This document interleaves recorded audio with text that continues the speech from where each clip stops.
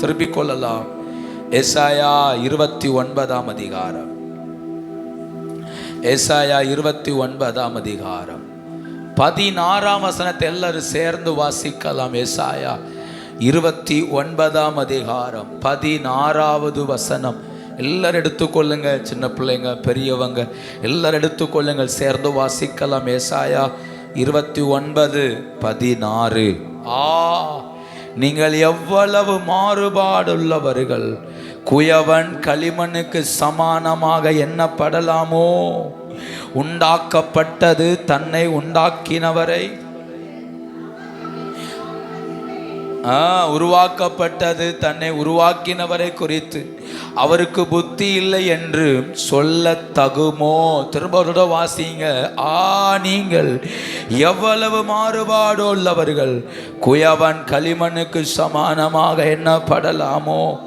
உண்டாக்கப்பட்டது தன்னை உண்டாக்கினவரை குறித்து அவர் என்னை உண்டாக்கினதில்லை என்றும் உருவாக்கப்பட்டது தன்னை உருவாக்கினவரை குறித்து அவருக்கு புத்தி இல்லை என்றும் சொல்ல தகுமோ? கர்த்தருடைய நாமம் மகிமைப்படுவதாக. ஆண்டவர் உயர்ந்திருப்பாராக. இந்த வசனத்தை நன்றாய் கவனித்து பாருங்கள். 3 காரியத்தை கர்த்தர் கேட்கிறார். இந்த ஜனங்களை பார்த்து கர்த்தர் சொல்றார், நீங்கள் மாறுபாடு உள்ளவர்கள். எவ்வளவு மாறுபாடு உள்ளவர்கள்! ஆச்சரியத்தோடு ஆண்டவர் பேசுகிறார். ஏன்னா இந்த ஜனங்கள் சொல்லுகிற வார்த்தை, களிமண் சொல்லுதான் குயவனும் நானும் ஒண்ணுதான், எங்களுக்குள்ள ஒரு மாற்றமும் கிடையாதுன்னு களிமண் சொல்லுது. உண்டாக்கப்பட்டது உண்டாக்கினவரை நோக்கி சொல்லுது, அவர் எங்களை உண்டாக்கவில்லை என்று. உருவாக்கப்பட்டது அவரை நோக்கி சொல்லுது, அவர் எங்களை உருவாக்கல என்று. இப்படி இவர்கள் சொல்லுவதனால கர்த்தர் சொல்லுகிறார், நீங்கள் எவ்வளவு மாறுபாடு உள்ளவர்கள். ஏன்னா ஒரு குயவன் களிமண்ணை எடுத்து வணைவது போல ஜனத்தை வணைகிறார். ஒரு ஆண்டவர் சூரியனையும் சந்திரன்களையும் உலகத்தையும் உண்டாக்கினது போல நம்முடைய வாழ்வில் பல காரியங்களை உண்டாக்குகிறார். ஆண்டவர் நம்மளை உருவாக்குகிறார். ஆனா சபை சொல்லுது, அவர் என்ன உண்டாக்கல, அவர் என்ன உருவாக்கல, நானே உண்டாகிட்டேன், நானே உருவாகிட்டேன். கர்த்தர் ஒண்ணுமே என் வாழ்க்கையில செய்யல, ஆண்டவர் எந்த நன்மையுமே எனக்கு நடப்பிக்கல, அவர் நினைச்சது போல அல்லது நான் எதிர்பார்த்தது போல எதுவுமே என் வாழ்க்கையில நடக்கல என்று சொல்லுகிற இந்த சபையை பார்த்து கர்த்தர் சொல்லுகிறார், நீங்கள் மாறுபாடு உள்ளவர்கள். ஏன்னா அவர் உருவாக்குகிறார், அவர் கிரியை நடப்பிக்கிறார். அவர் நடப்பித்தாலும் கூட இவர்கள் மாறுபாடு உள்ளவர்களாய் இருந்தார்கள். இன்னொரு காரியத்தை நான் சொல்றேன், இவர்கள் மாறுபாடு உள்ள ஜனமா இருக்க ஒரு காரணம் உண்டு. 10வது வசனத்தை பாருங்க. கர்த்தர் உங்கள் மேல் என்ன ஆவியை வரப்பண்ணுவார்? கனநித்திரையின் ஆவியை வரப்பண்ணுவார். இந்த கனநித்திரையின் என்ன கவனிங்க, என்ன சின்ன பிள்ளைல என்ன கவனிங்க. கனநித்திரையின் ஆவியை வரப்பண்ணுவாரா? இந்த கனநித்திரையின் ஆவி என்ன செய்யும்னா, தீர்க்க தரிசனங்களை மூடி போடும், தீர்க்க தரிசனங்களை அவமாக்கி போடும், சொப்பனங்களை மூடி போடும். இந்த சபையின் மேல இப்ப ஒரு கனநித்திரையின் ஆவி இருப்பதுனால இந்த சபை சொல்லுது, ஆண்டவர் எங்களை உருவாக்கல, ஆண்டவர் எங்களை புடமிடல, ஆண்டவர் எங்களை உண்டாக்கல, நாங்களே உண்டாயிட்டோம். நான் பிரயாசப்பட்டு உண்டாக்கினேன், நான் பிரயாசப்பட்டு வளர்ந்தேன், நான் தான் இதை சாதித்தேன், என்னால தான் நடந்தது என்று ஜனம் சொல்லுவதனால கர்த்தர் சொல்லுகிறார், நீ மாறுபாடு உள்ள சந்ததி, மாறுபாடு உள்ளவனா இருக்கிற இந்த காலவேளையிலே நான் என்ன நிலையில் இருக்கிறேன் என்பதை புரிந்து கொள்ள பரிசுத்த ஆவியானவர் கிருபை தருவாராக. நான் மாறுபாடு உள்ளவனா அல்லது தேவனோடு சேர்ந்து நடக்கிறேனா, தேவனுடைய கிரியைகளை நான் புரிந்து கொள்ளுகிறேனா என்பதை பரிசுத்த ஆவியானவர் நமக்கு இந்த காலவேளையிலே உணர்த்துவாராக. இந்த வார்த்தையை பாருங்க, நீங்கள் மாறுபாடு உள்ளவர்கள்.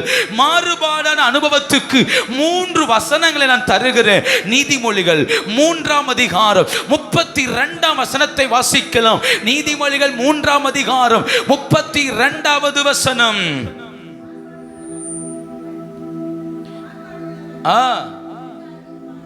மாறுபாடு உள்ளவன் கர்த்தருக்கு அருவருப்பானவன். வேதம் தெளிவா சொல்லு பாருங்க.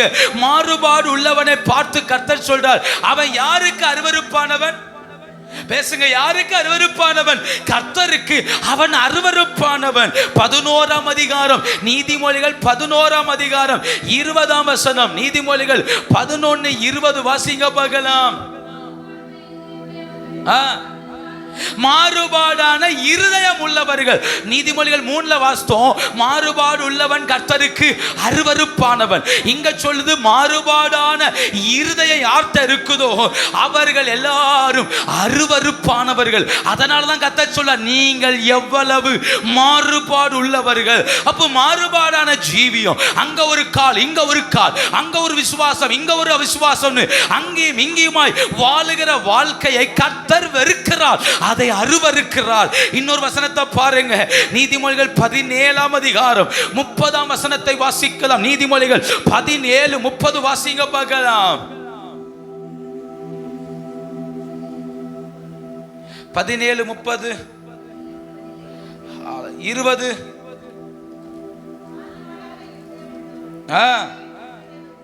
மாறுபாடான இருதயம் உள்ளவன் எதை கண்டடைவது இல்லை.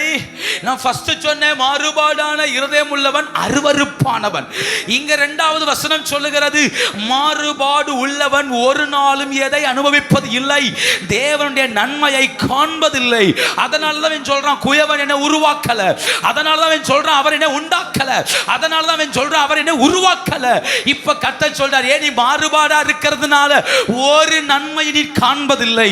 அப்போ மாறுபாடான ஜீவியங்கள் நமக்குள் இருக்குமானால், ஆமே, ஆண்டவர் பக்கமும் நிற்பேன், உலகம் பக்கமும் நிற்பேன், ஆண்டவருக்காகவும் வாழ்வேன், உலகத்துக்காகவும் வாழ்வேன்.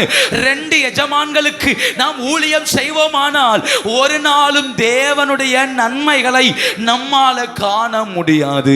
அதான் வேதம் சொல்லுது, மாறுபாடு உள்ளவன் நன்மையை காண்பது இல்லை. 3வது, மாறுபாடு உள்ளவன் அற்புதத்தை காண்பதில்லை. லூக்கா சுவிசேஷம் 9ஆம் அதிகாரம் 41வது வசனத்தை வாசிக்கலாம். லூக்கா 9:41.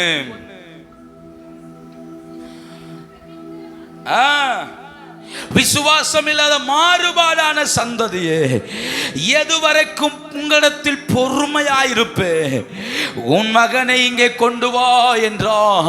ஒருவன் வந்து இயேசுவிடத்தில் சொல்லுகிறான், என் மகனை உம்முடைய சீசடத்தில் கொண்டு வந்தேன், அவர்களால் சொஸ்தமாக்க முடியல, அதனால உம்மிடத்தில் கொண்டு வந்திருக்கிறேன், நீர் ஏதாகிலும் செய்ய முடிந்தால் செய்யும் என்று சொன்னபோது இயேசு சொன்னார், மாறுபாடுள்ள பொல்லாத சந்ததியே. அப்போ மாறுபாடு உள்ளவனாய் நாம் இருப்போமானால் அற்புதங்களை பெற்றுக்கொள்ள முடியாது, அற்புதத்தை நம்முடைய வாழ்க்கையிலே சுதந்தரிக்க முடியாது. ஏன்? மாறுபாடு உள்ளவன் அருவருப்பானவன், மாறுபாடு உள்ளவன் நன்மையை காண்பதில்லை, மாறுபாடு உள்ளவன் அற்புதங்களை பெற்றுக்கொள்வதில்லை. அதனாலதான் இவன் சொல்றான், குயவன் என்ன உருவாக்கல, அவர் என்ன உண்டாக்கல, அவர் என்ன உருவாக்கல. கர்த்தர் சொல்றார், நீங்கள் மாறுபாடு உள்ளவர்கள். இந்த கால வேளையில் மாறுபாடான ஜீவிய நமக்குள் இருக்குமானால் நாம் தோத்து போவோம். மாறுபாடான வாழ்க்கை நம்முடைய ஜீவியத்தில் இருக்குமானால், இரு மனம் உள்ளவர்களாய் 2 எஜமானுக்கு ஊழியம் செய்கிற அனுபவங்கள் நமக்குள் இருக்குமானால் கண்டிப்பா தோத்து போவோம். உலகமும் வேணும், ஆண்டவரும் வேணும். உலகத்துக்காக ஓடுவேன், ஆண்டவருக்காக ஓடுவேன்னா அது நிற்காது.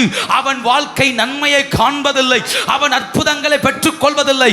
வாழ்ந்தா இயேசுவுக்காக தன்னை அர்ப்பணிக்கணும், ஜீவித்தா கர்த்தருக்காக தன்னை ஒப்பு கொடுக்கணும், ஒரு வாழ்க்கையை தேவ சமூகத்தில் அர்ப்பணிக்கணும். அப்படி அர்ப்பணிப்போமானால் அவர் செயல்பட வல்லவராயிருக்கிறார். மாறுபாடு உள்ளவன் என்ன செய்கிறான் தெரியுமா? எசாயா 29ஆம் அதிகாரத்தை திருப்பிக் கொள்ளுங்கள். மாறுபாடானவனுடைய ஜீவியம் எப்படி இருக்கிறது? 13ஆம் வசனத்தை வாசிங்க. மாறுபாடானவன் என்ன செய்கிறான் என்கிறதை வேதம் சுட்டி காட்டுகிறது. 13. தங்கள் வாயினால் என்னிடத்தில் சேர்ந்து உதடுகளினால் என்னை கனம் பண்ணுகிறார்கள், இருதயமோ எனக்கு தூரமாய் விலகி இருக்கிறது, அவர்கள் எனக்கு பயப்படுகிற பயம் மனுஷனாலே போதிக்கப்பட்ட கற்பனை. கர்த்தர் சொல்றாரு, இந்த மாறுபாடான ஜனம் எப்படி வாழ்ந்து தெரியுமா? வாயினால துதிக்கிறான், வாயினால ஆராதிக்கிறான், உதடுகளினால் என்னை கனம் பண்ணுகிறான், இருதயமோ என்னை விட்டு தூரமா இருக்கிறது. அப்போ நல்லா புரிந்து கொள்ளுங்கள், மாறுபாடானவனால தேவன் தன்னை உருவாக்குவதை உணர முடியாது. மாறுபாடு உள்ளவனால் கர்த்தர் தன்னை உடைப்பதை உணர முடியாது. மாறுபாடு உள்ளவனால் தேவன் தன்னை நடத்துகிற பாதையில் விசுவாசத்தோட ஓட முடியாது. இங்க கர்த்தர் சொல்றாரு, அவன் உதடுகளினால் கனம் பண்ணுகிறான், வாயினால் ஆராதிக்கிறான், வாயினால் துதிக்கிறான், ஆனா இருதயமோ என்னை விட்டு தூரமா இருக்குது. சரி, எனக்கு பயப்படுறான் அப்படின்னா அது யாரோ சொல்லி கொடுத்த போதனையா இருக்கிறது. மனுஷனுடைய போதனையின்படி பயப்படுறான் அப்படின்னா என்ன? அவர் என்ன அடிச்சிருவார், அவர் என்ன கொன்றுவார், ஏதாவது செஞ்சிருவார், நான் ஆராதிக்கலாம் ஏதாவது பண்ணிடுவார், சபைக்கு போகலாம் ஏதாவது நடந்துரும், ஏதாவது நஷ்டம் வந்துரும். இப்படி அவன் ஏதோ ஒன்ன வச்சு பயப்படுறான். பயம் என்பது தீமையை வெறுப்பதே. கர்த்தருக்கு பயப்படுற பயம், தேவனுக்கு பயப்படுற பயம் அதுதான். அது சுத்தமானது, அது உண்மை உள்ளது, அதுல உத்தமம் இருக்குது, அதுல ஒரு நம்பிக்கை இருக்குது, அதுல ஒரு அர்ப்பணிப்பு இருக்குது. அதுதாங்க கர்த்தருக்கு பயப்படுற பயம். அப்போ மாறுபாடு உள்ளவன் கர்த்தருக்கு பயப்படுறது இல்லை. மாறுபாடு உள்ளவன் வாயினால் ஆராதிக்கிறான். மாறுபாடு உள்ளவனுடைய இருதயம் கர்த்தரோடு இணையல. அதனாலதான் சொல்றான், நானும் குயவனும் ஒண்ணுதான். அவருக்கு எனக்கு ஒரு வித்தியாசம் இல்லை. அவர் என்ன உருவாக்கல, அவர் என்ன உண்டாக்கல, அவர் என் வாழ்க்கையில எதுவுமே செய்யல, அவர் எனக்கு எந்த நன்மையும் தரல. தன்னை தானே தேவன் நடத்தி வந்த பாதைகள் கூட அவனால உணர முடியல இந்த கால வேளையில. அதனால தாங்க நம்மளால பல நேரம் கர்த்தரோடு நெருங்க முடியல, கர்த்தரை ஆராதிக்க முடியல. சூழ்நிலைகள் வித்தியாசமாகும் போது, வாழ்க்கை வித்தியாசமாகும் போது கலங்குறோம், பயப்படுறோம். அந்த சூழ்நிலைகளை தாண்டி ஓட முடியாமல் நிற்க காரணம் ஏதோ ஒரு இடத்துல மாறுபாடு நமக்குள் கிரியை செய்வதினா. கர்த்தர் சொல்றாரு பாருங்க, நீங்கள் எவ்வளவு மாறுபாடு உள்ளவர்கள். ஆண்டவர் நல்லவர். எனக்கு இருக்கிற நேரத்தில் நான் வேகமாய் நான் கடந்து போக பிரயாசப்படுகிறேன். கர்த்தர் உதவி செய்வாராக. ஆண்டவர் கிருபை தருவார். முதலாவது, குயவன் என்ன செய்கிறார் என்கிறத நம்ம புரிந்து கொண்டால்தான் அவன் அடுத்து குயவனை நம்பலாமா நம்ப வேண்டாமாங்கிற ஒரு இடத்துக்கு வர முடியும். நம்ம இருதயத்தில் இருக்கிற மாறுபாடு மாறணும், நம்ம இருதயத்தில் இருக்கிற வேற்றுமையான சிந்தனைகள் மாறணும், நம்முடைய இருதயத்தில் முழுவதும் கர்த்தர் மேல் நம்பிக்கை வரணும். அப்படின்னா குயவன் ஒரு களிமண்ணை என்னெல்லாம் செய்கிறான், குயவனுடைய வேலை என்ன, அவர் எப்படி அல்லாத வணைகிறார் என்று நமக்கு தெரிந்தால்தான் அந்த குயவனோடு கூட நம்மளால ஐக்கியமாக முடியும். கரம் உயர்த்தி ஜெபம் பண்ணுங்க, ஆண்டவரே என் கண்களை திறந்தருளுன்னு சொல்லி ஜெபம் பண்ணுங்க பார்க்கலாம். இன்னைக்கு ஆண்டவர்ட்ட எல்லாரும் ஜெபம் பண்ணணும், என் கண்களை திறந்தருளும், என் மாறுபாடு என்னை விட்டு மாறணும், எனக்குள்ள மாறுபாடான ஜீவியம் இருக்கக்கூடாது, எனக்குள்ள தேவன் மேல ஒரு முழு நம்பிக்கை வேணும், தேவன் மேல ஒரு முழு விசுவாசம் வேணும். அங்க ஒண்ணு இங்க ஒண்ணுங்கிற சிந்தை எனக்கு இருக்கக்கூடாது. இந்த மாறுபாடுகள் என்னை விட்டு மாறணும், இந்த மாறுபாடுகள் என்னை விட்டு மாறணும். எனக்கு உம்முடைய கிருபையை தரணும், எனக்கு வசனங்களை புரிய வைக்கணும், நான் குயவனோடு ஐக்கியமாகணும், தேவ பிரசன்னத்தில் நிற்கணும். கர்த்தர் உதவி செய்வாராக. ஆமென். ஆண்டவர் நல்லவர். நான் சொல்வதை நல்லா கவனிச்சுட்டே வாங்க. அப்படின்னா தான் குயவன் நம்முடைய வாழ்க்கையில் என்ன செய்கிறார் என்கிறத நம்மளால புரிந்து கொள்ள முடியும். கர்த்தர் உதவி செய்வாராக. குயவனுடைய வேலை என்ன? நம்பர் 1, குயவன் களிமண்ணை மிதிக்கிறான். குயவன் களிமண்ணை மிதிக்கிறான். எசாயா 41 அதிகாரம் 25 வசனத்தை ஒருவர் வாசிக்கலாம். எசாயா 41:25. அதுல கடைசி பகுதியை மட்டும் வாசிங்க. குயவன் களிமண்ணை மிதிப்பது போலவும் மிதிப்பான். நமக்கு இந்த சப்ஜெக்ட் தேவையில்லை, இந்த ஒரு வார்த்தை மட்டும்தான். குயவன் களிமண்ணை என்ன செய்வான்? மிதிப்பான். மிதிப்பான். குயவனுடைய வேலையை நல்லா புரிந்து கொள்ளணும். குயவனுடைய செயல்கள் நமக்கு புரிந்தால்தான் குயவனை நேசிக்க முடியும், குயவனோடு நடக்க முடியும், மாறுபாடான ஜீவியங்களை விட்டு நம்மளால விலக முடியும். குயவன் சபையை மிதிக்கிறான். மிதிக்கிறான். குயவன் ஆவிக்குரியவனை மிதிக்கிறான். ஏன்னா நாம் எல்லாரும் களிமண். எசாயா 64 அதிகாரம், எசாயா 64 அதிகாரம் 8 வசனத்தை பாருங்க.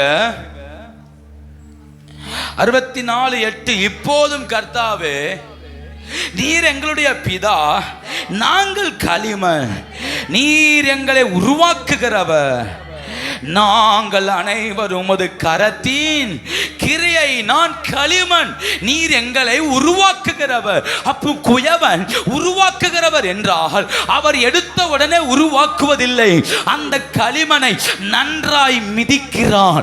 குயவனே அதை மிதிக்கிறான்.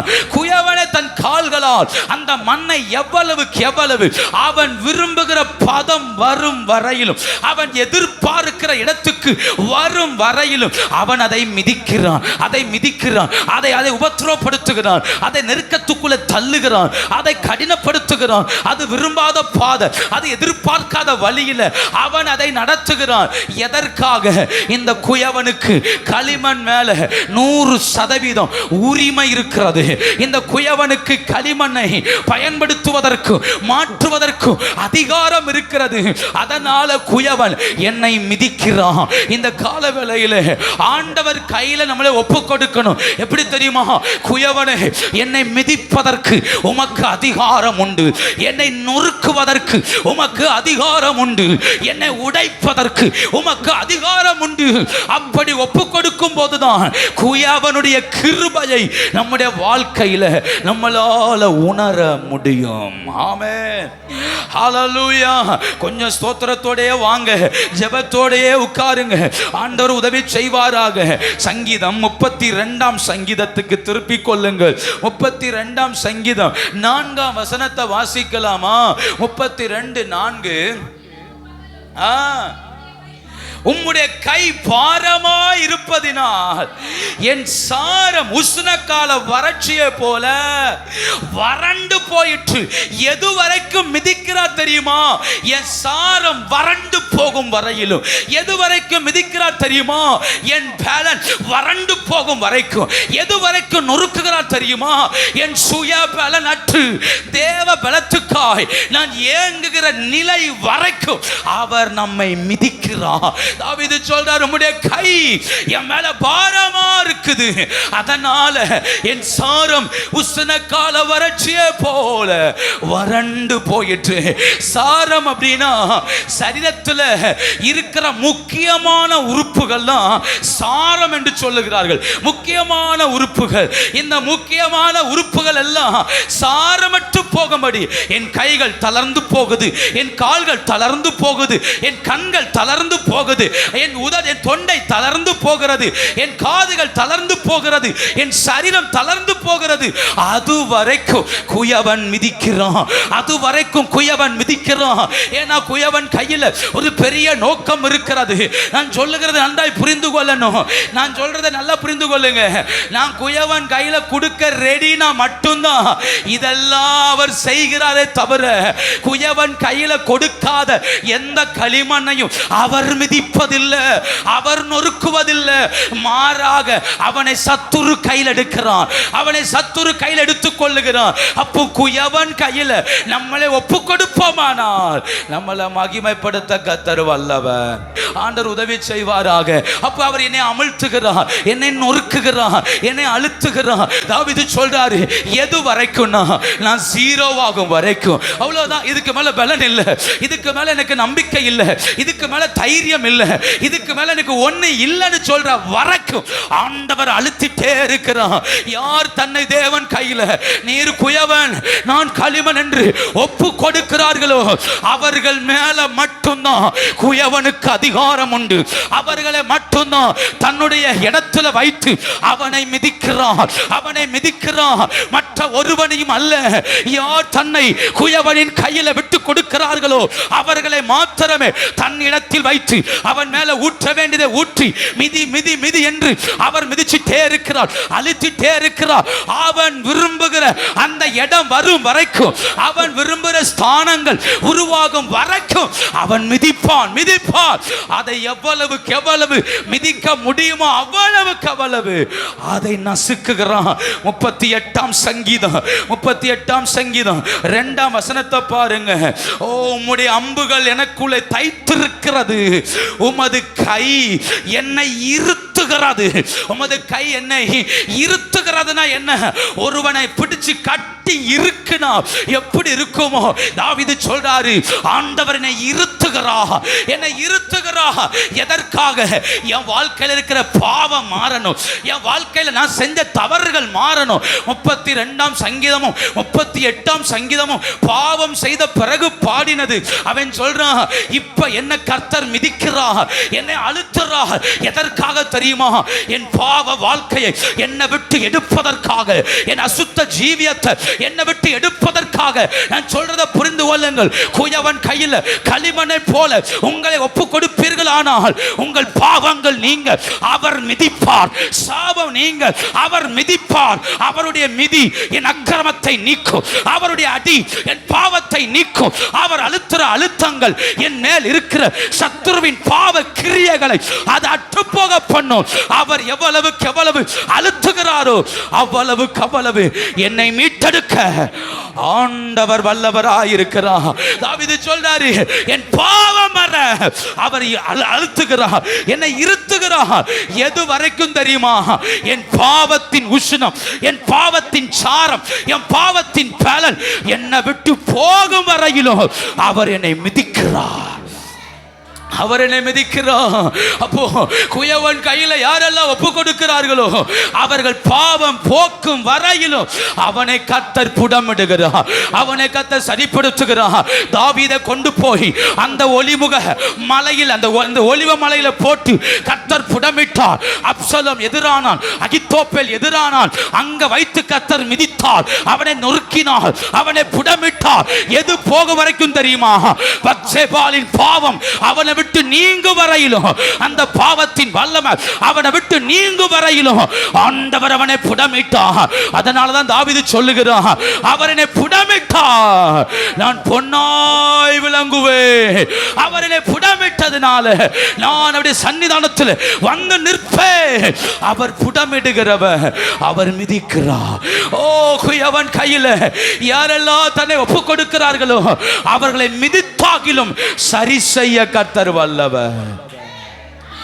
ஹல்லேலூயா. யூதாஸ் தன்னை குயவன் கையில ஒப்பு கொடுக்கல. அப்படி ஒப்பு கொடுத்திருந்தா அவனையும் மிதிச்சு சரிப்படுத்தி இருப்பார். ஆனா பேதுரு குயவன் கையில தன்னை ஒப்பு கொடுத்திருந்ததுனால மறுதலித்த போதிலும் வேதம் சொல்லுகிறது, உன் விசுவாசம் ஒழிந்து போகாதபடி நான் உனக்காக வேண்டுதல் செய்திருக்கிறேன் என்று ஆண்டவர் சொன்னாரே. அப்படியானால் குயவன் கையில் இருக்கிற களிமண்ணை போல் இருப்போமானால் நம்மளை மகிமைப்படுத்த கர்த்தர் வல்லவராயிருக்கிறார். ஒருவேளை அந்த கால வேளையில் நான் மிதிக்கப்படுகிற என் வாழ்க்கை எதிர்பார்த்ததை விட மோசமாகுது, ஜெபத்துக்கு குறவில்லை, ஆராதனைக்கு குறவில்லை, கர்த்தரோடு ஐக்கியமாகிறதுல குறவில்லை, ஆனா என் வாழ்க்கை மிதிக்கப்படுதுங்கிறீங்களா? நீங்கள் இருப்பது குயவனின் கால்களுக்கு கீழே என்பதை இந்த பகல் வேளையில் பரிசுத்த ஆவியானவர் பேசிக்கொண்டே இருக்கிறார். நீ இருப்பது குயவனுக்கு கீழே, நீ இருப்பது குயவனுக்கு கீழே. நீ மனுஷன் கையில் அல்ல, நீ இருக்கிறது மனுஷன் கையில் அல்ல, சாத்தானின் கையில் அல்ல, பலவீனத்தின் கையில் அல்ல. நீ இருப்பது என்னுடைய காலுக்கு கீழே. ஓ ஹல்லேலூயா. உன்னை மிதிப்பது வானத்தையும் பூமியை உண்டாக்கின சர்வ வல்லவர். அவருக்கு தெரியும் இந்த களிமண்ணை குறித்து, அவருக்கு ஒரு நோக்கம் உண்டு. நீ அவர் கையில் அடங்கி இருக்கிறதுனால அவர் உன்னை மகிமையாய் மாற்ற அவர் வல்லவர். இந்த உபத்திரவங்களும் இந்த பிரச்சனைகளும் இந்த போராட்டங்களும் என்னை மகிமையாய் மாற்றுமே. ஹalleluya. எத்தனை பேர் ஆண்டவரை உயர்த்துறீங்க? அது என்னை மகிமையாய் மாற்றும். என்னால முடியலன்னு சொல்றீங்களா? இதுக்கு மேல முடியல, எனக்கு பலன் இல்ல, என்னால் எனக்கு என்ன செய்யணும் தெரியல. ஓ, ஒன்னு புரிந்துகோ, நீ கர்த்தருடைய கைகளில் இருப்பாயானா குயவனுக்கு உன் மேல் அதிகாரம் உண்டு. எது வரைக்கும் தெரியுமா? சாத்தான் உன்மேல் வைத்த அந்த பலன் அற்று போகும் வரையிலும், சத்துரு உன் மேல் வைத்த அந்தகாரத்தின் கிரியைகள் அற்று போகும் வரையிலும் அவர் மிதித்து சரிப்படுத்துகிறார். மிதித்து சரிப்படுத்துகிறார். கோயாவன் சரிப்படுத்துகிறார். அவன் மிதிக்கிறான். களிமண்ணாகிய நான் அவர் கையில் ஒப்பு கொடுப்பேனானா என்னை சரிப்படுத்த அவர் வல்லவராயிருக்கிறார். இரண்டாவதாக குயவன் ஒன்று மிதிக்கிறான், இரண்டாவதாக குயவன் வணைகிறான். குயவன் என்னை வணைகிறான். எரேமியா 18ஆம் அதிகாரம் 3வது வசனத்தை வாசிக்கலாம். எரேமியா 18ஆம் அதிகாரம் 3வது வசனம். அப்படியே நான் இதோ அவன் திரிகையினாலே வணைந்து கொண்டிருந்தான். ஒன்று மிதிக்கிறான். குயவனுடைய திட்டத்தை புரிஞ்சுக்கிட்டாதான் மாறுபாடு நம்மளை விட்டு மாறும். ஒன்று என்னை மிதிக்கிறான், என்னுடைய பாவம் மாற, என் அசுத்தம் மாற, என் அழுக்குகள் மாற என்னை மிதித்து சரிப்படுத்துகிறான். 2, திரிகையில் தூக்கி வைத்து என்னை வணைய ஆரம்பிக்கிறான். குயவன் என்னை வணைகிறவன். அவர் சாதாரணமானவர் அல்ல, என்னை வணைகிறவர். என்னை என் இஷ்டத்துக்கு வணைகிறவர் அல்ல. வணைதல் என்று சொன்னாலே அதுல என் இஷ்டம் ஒன்றும் இல்லை. களிமனுடைய இஷ்டத்தின்படி வணைவது குயவனின் திட்டம் அல்ல. குயவன் வணைவது அவன் விரும்புகிற வடிவத்தில் அதை வணைந்தெடுக்கிறான். குயவன் கையில் ஒரு களிமண் வருமானால் அதவன் சும்மா இருக்க மாட்டான். அவன் விரும்புகிற விதத்தில் அதை வணைவான். ஒன்று தெரியுமா? மிதிக்கும் போதும் வலிக்கும், வணையும் போதும் வலிக்கும். ஏன்னா மிதிக்கும் போது தன் முழு பலத்தோடு மிதிக்கிறான், வணையும் போது கொஞ்சம் பாதிதான். தன் கை விரலினால் அதை அழுத்துகிறான். அந்த மண்ணை கட்டியா தூக்கி வச்சு மேல வச்சுட்டு அவன் அழுத்த அழுத்த அழுத்த குயவனுடைய மனதில் என்ன ஷேப் இருக்குதோ, எப்படி வணையணும்னு அவன் நினைச்சிருக்கிறானோ அதே போல அவன் கைகள் அந்த மண்ணை உருவாக்க ஆரம்பிக்கும். மிதிக்கும் போது தெரியல எதுக்கு மிதிச்சாருன்னு, தூக்கி வைக்கும் போதும் தெரியல எதுக்கு இப்படி எல்லாம் பாடுபடுத்துறாருன்னு. ஆனா இப்ப ஒரு விரல் இறங்கி வருது பாருங்க. அந்த விரல் அவனை வணைய ஆரம்பித்தது. ஏன்னா பகல் வேளையில் கர்த்தருடைய விரல் இறங்கி வருகிறது. கர்த்தருடைய விரல் இறங்கி வருகிறது. களிமண்ணை போல மிதிக்கப்படுகிறவனை தூக்கி வைத்து வணைகிற ஒரு தேவனுடைய விரல் இந்த பகல் இது வணைகிற நேரம். பரிசுத்த ஆவியானவர் வணைவாராக. அவர் தன்னுடைய விரலினால் அந்த பாத்திரத்தை தனக்கு பிரியமானபடி அவர் வணைகிறார். கர்த்தருடைய விரல் உடவலமதரமனமா அதரகத்துடா இறங்கி வருது. கர்த்தருடைய விரல், அவருடைய விரல் ராக்காதாரமா அதரகத்துடா. இந்த கால வேளையில் தேவனுடைய விரல் இறங்கி வந்திருக்கிறது. அது வணையும், அது உருவாக்கும். நல்ல கர்த்தரை உயர்த்தணும். கர்த்தருடைய விரல் இந்த பகல்ல ஒருத்தர் கூட சும்மா இருக்க கூடாது. சொல்லுங்க என் மேல தேவனுடைய விரல் இறங்கி வருவதாக.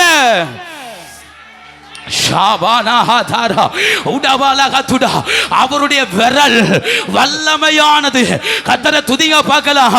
எந்த மனுஷனையும் அது வணைந்தெடுக்கும். தன்னை மிதிப்பதற்கு ஒப்பு கொடுத்த களிமண்ணை ஒரு பாத்திரமாக அந்த விரல் வணையும். அது சும்மா விடாது. இந்த பகல் வேளையில் அவர் விரும்புகிற ஒரு பாத்திரமாக அவர் வணைவாராக.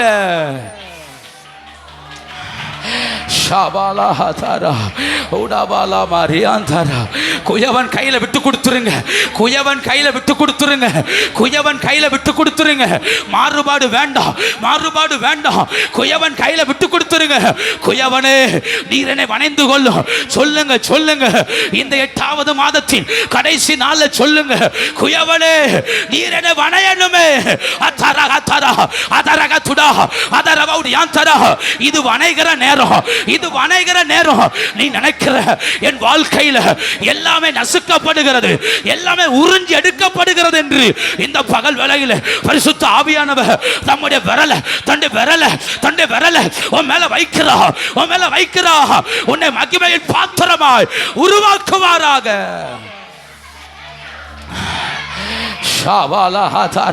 நல்ல கர்த்தரை ஸ்தோத்திரம் பண்ணணும். இந்த சத்தம் பத்தாது, ஆவில நிரம்பி ஸ்தோத்திரம் பண்ணுங்க. நல்ல கரந்தட்டி எல்லாரும் கர்த்தரை மகிமைப்படுத்துங்க. ஒரு தேவனுடைய விரல், ஒரு தேவனுடைய விரல், ஒரு தேவனுடைய விரல். அதரஹதுடா அவுடமானதரா. மோசேயின் கற்பலகையில எழுதின அந்த தேவனுடைய விரல் இந்த பகல் வேளையில இறங்கி வருகிறது, இறங்கி வருகிறது. உடவாலஹதரா.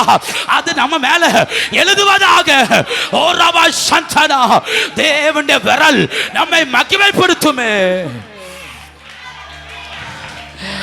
ஹalleluya.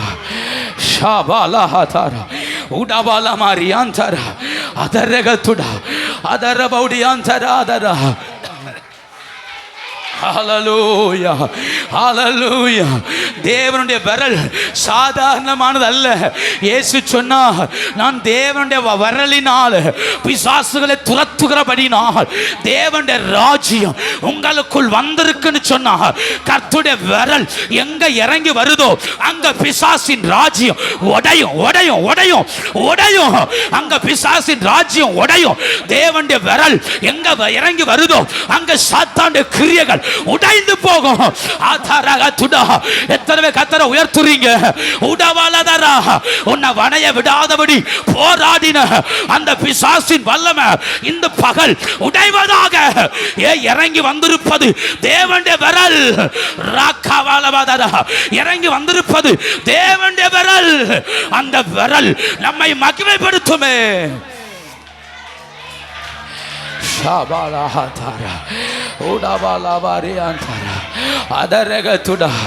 எத்தனை பேர் கேட்கிறீங்க, உங்க விரல் என் மேல படட்டும், என் மேல விழட்டும். எத்தனை பேர் ஜோம் பண்றீங்க, எத்தனை பேர் ஜோம் பண்றீங்க. நீங்க ஜோம் பண்ணுங்க, நீங்க ஜோம் பண்ணுங்க. ஆண்டவர் பாதத்துல விழுங்க. அதரகதுடா அதரபௌடியாந்தரா. பிசாசின் வல்லமைகள் நிர்மூலமாகத்தக்கதாய் தேவனுடைய விரல், தேவனுடைய விரல். உடவலகதுடாதரா. திரும்ப திரும்ப போராடாதீங்க, திரும்ப திரும்ப சாத்தானின் கையில சிக்காதீங்க. இன்னைக்கு சொல்லுங்க, உம்முடைய விரல் என் மேல அமரட்டுமே. ஓ ராபா சந்தனா அதரகதுடா.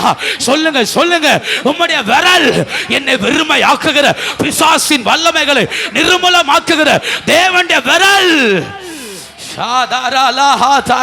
விடாத விடாத ஜோமனே, உன்னை சாத்தான் வெறுமையாக்க விடாத. மாறுபாடு உள்ளவன் நன்மையை காண்பதில்லை. விடாத விடாத. இன்னைக்கு தேவனுடைய விரல் நம்மளை வணையட்டும், நம்மளை வணையட்டும். கிருபையை பெற்றுக்கொள்ளும்படி அவர் வணைவாராக. ஹalleluya. ஷாஹாதாராமா உடாபாலாமா அதரகதுடா அதரபௌடி ஆந்தாரா. வாலிப பிள்ளைங்களாம் ஜோம் பண்ணுமா, இனி ஜோம் பண்ணு, இனி நீ ஜோம் பண்ணு. தேவனுடைய விரல் உன் மேல அமரட்டும், கர்த்தருடைய விரல் அமரட்டும். இனி விடாத, இனி விடாத ஜோம் பண்ணு. பிசாசுனை வீழ்த்த விடாத, சாத்தானை ஏமாத்த விடாத, வஞ்சகத்துக்கு இடம் கொடுக்காத. இன்னைக்கு ஜோம் பண்ணு. கர்த்தர் வணைவாராக, கர்த்தர் வணைவாராக, கர்த்தர் வணைவாராக. உடவாலவர் யாந்தரா. அவருடைய விரல் உன் மேல அமருமானால் பிசாசின் வல்லமைகளை அவர் உடைப்பார், அவர் உடைப்பார். எத்தனை பேர் ஜெபம் பண்றீங்க இந்த பகல் வேளையில்? பரிசுத்த ஆவியுடைய விரல் எங்க மேல அமருவதாக. ஷாஹாதாரா அதரகதுடா அவுடமானகச்சேரே. எத்தனை பேர் ஜெபம் பண்றீங்க? தேவனுடைய விரல் என்னை தப்புவிக்குமே.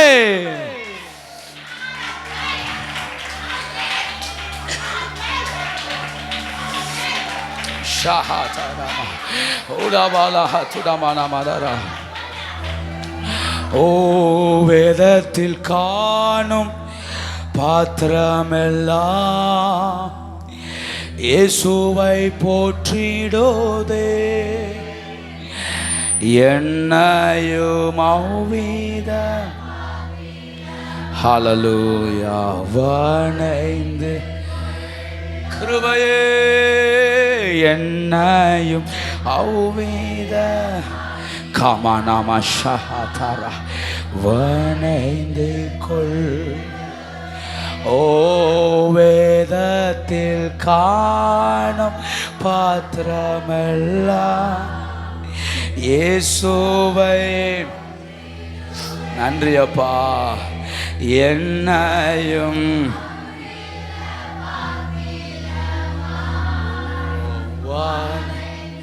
கொள்ளும். ஹல்லேலூயா. சந்தோஷமாய் ஹல்லேலூயா. அவர் என்னை மிதிக்கிறார், அவர் கையில் இருக்கிற எண்ணெய் அவர் வணைகிறார். மிதிக்கிறவர் சும்மா விட மாட்டார், மிதிக்கிறவர் வணைவா, மிதிக்கிறவர் அதை சரிப்படுத்துவா, அவர் விரும்புகிற திட்டத்தை செயல்படுத்துவா, அவர் விரும்புகிறதை நிறைவேற்றுவா. நான் விரும்புறது போல் அல்ல, நான் எதிர்பார்க்கிறது போல் அல்ல, அவர் விரும்புறது போல மாற்றுவா. யோசேப்பை 13 வருஷம் மிதித்தார், 13 வருஷம் நொறுக்கினார், 13 வருஷம் கர்த்தருடைய கை அவன் மேல பாரமா இருந்தது. ஆனா ஒரு நாள் கர்த்தர் தூக்கி வைத்து வணைய ஆரம்பித்தா. வணைந்த அன்று அவன் மகிமையா நின்னா.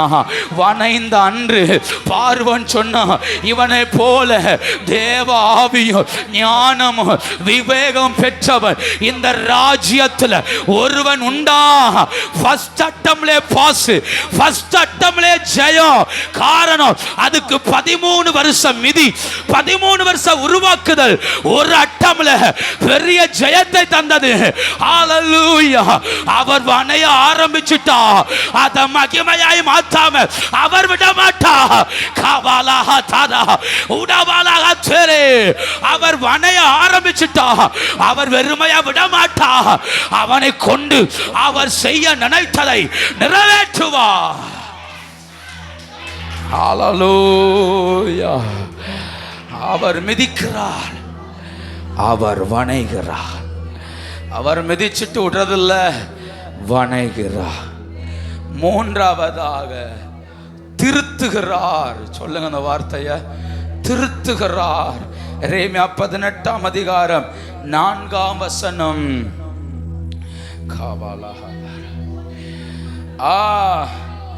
அவன் கையில் கெட்டு போயிற்று, அப்பொழுது அதை திருத்தமாய் செய்யும்படிக்கு தன் பார்வைக்கு சரியாய் கண்டபடி குயவன் அதை திரும்ப வேறே பாண்டமாக வளைந்தான். திருத்துகிறார். யாரை திருத்துகிறார்? குயவனுடைய வேலை மிதிக்கிறார், வணைகிறார். வணைஞ்சதோடு நிப்பாற்றதில்லை, சிலரை திருத்துகிறார். யாரை திருத்துகிறார்? கெட்டு போனவர்களை. சொல்லுங்க பார்க்கலாம். கெட்டு போனவர்களை குயவன் திருத்துகிறார். யாரை திருத்துகிறார்? கெட்டு போனவர்களை குயவன் திருத்துகிறார். அவனையும் அப்படியே விட மனமில்லாதவர் ஆக்கும் குயவன்.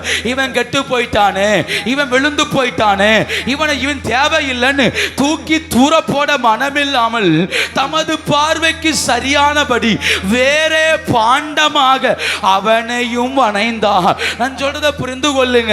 ஆமே, குயவன் சும்மா இருக்க மாட்டான்.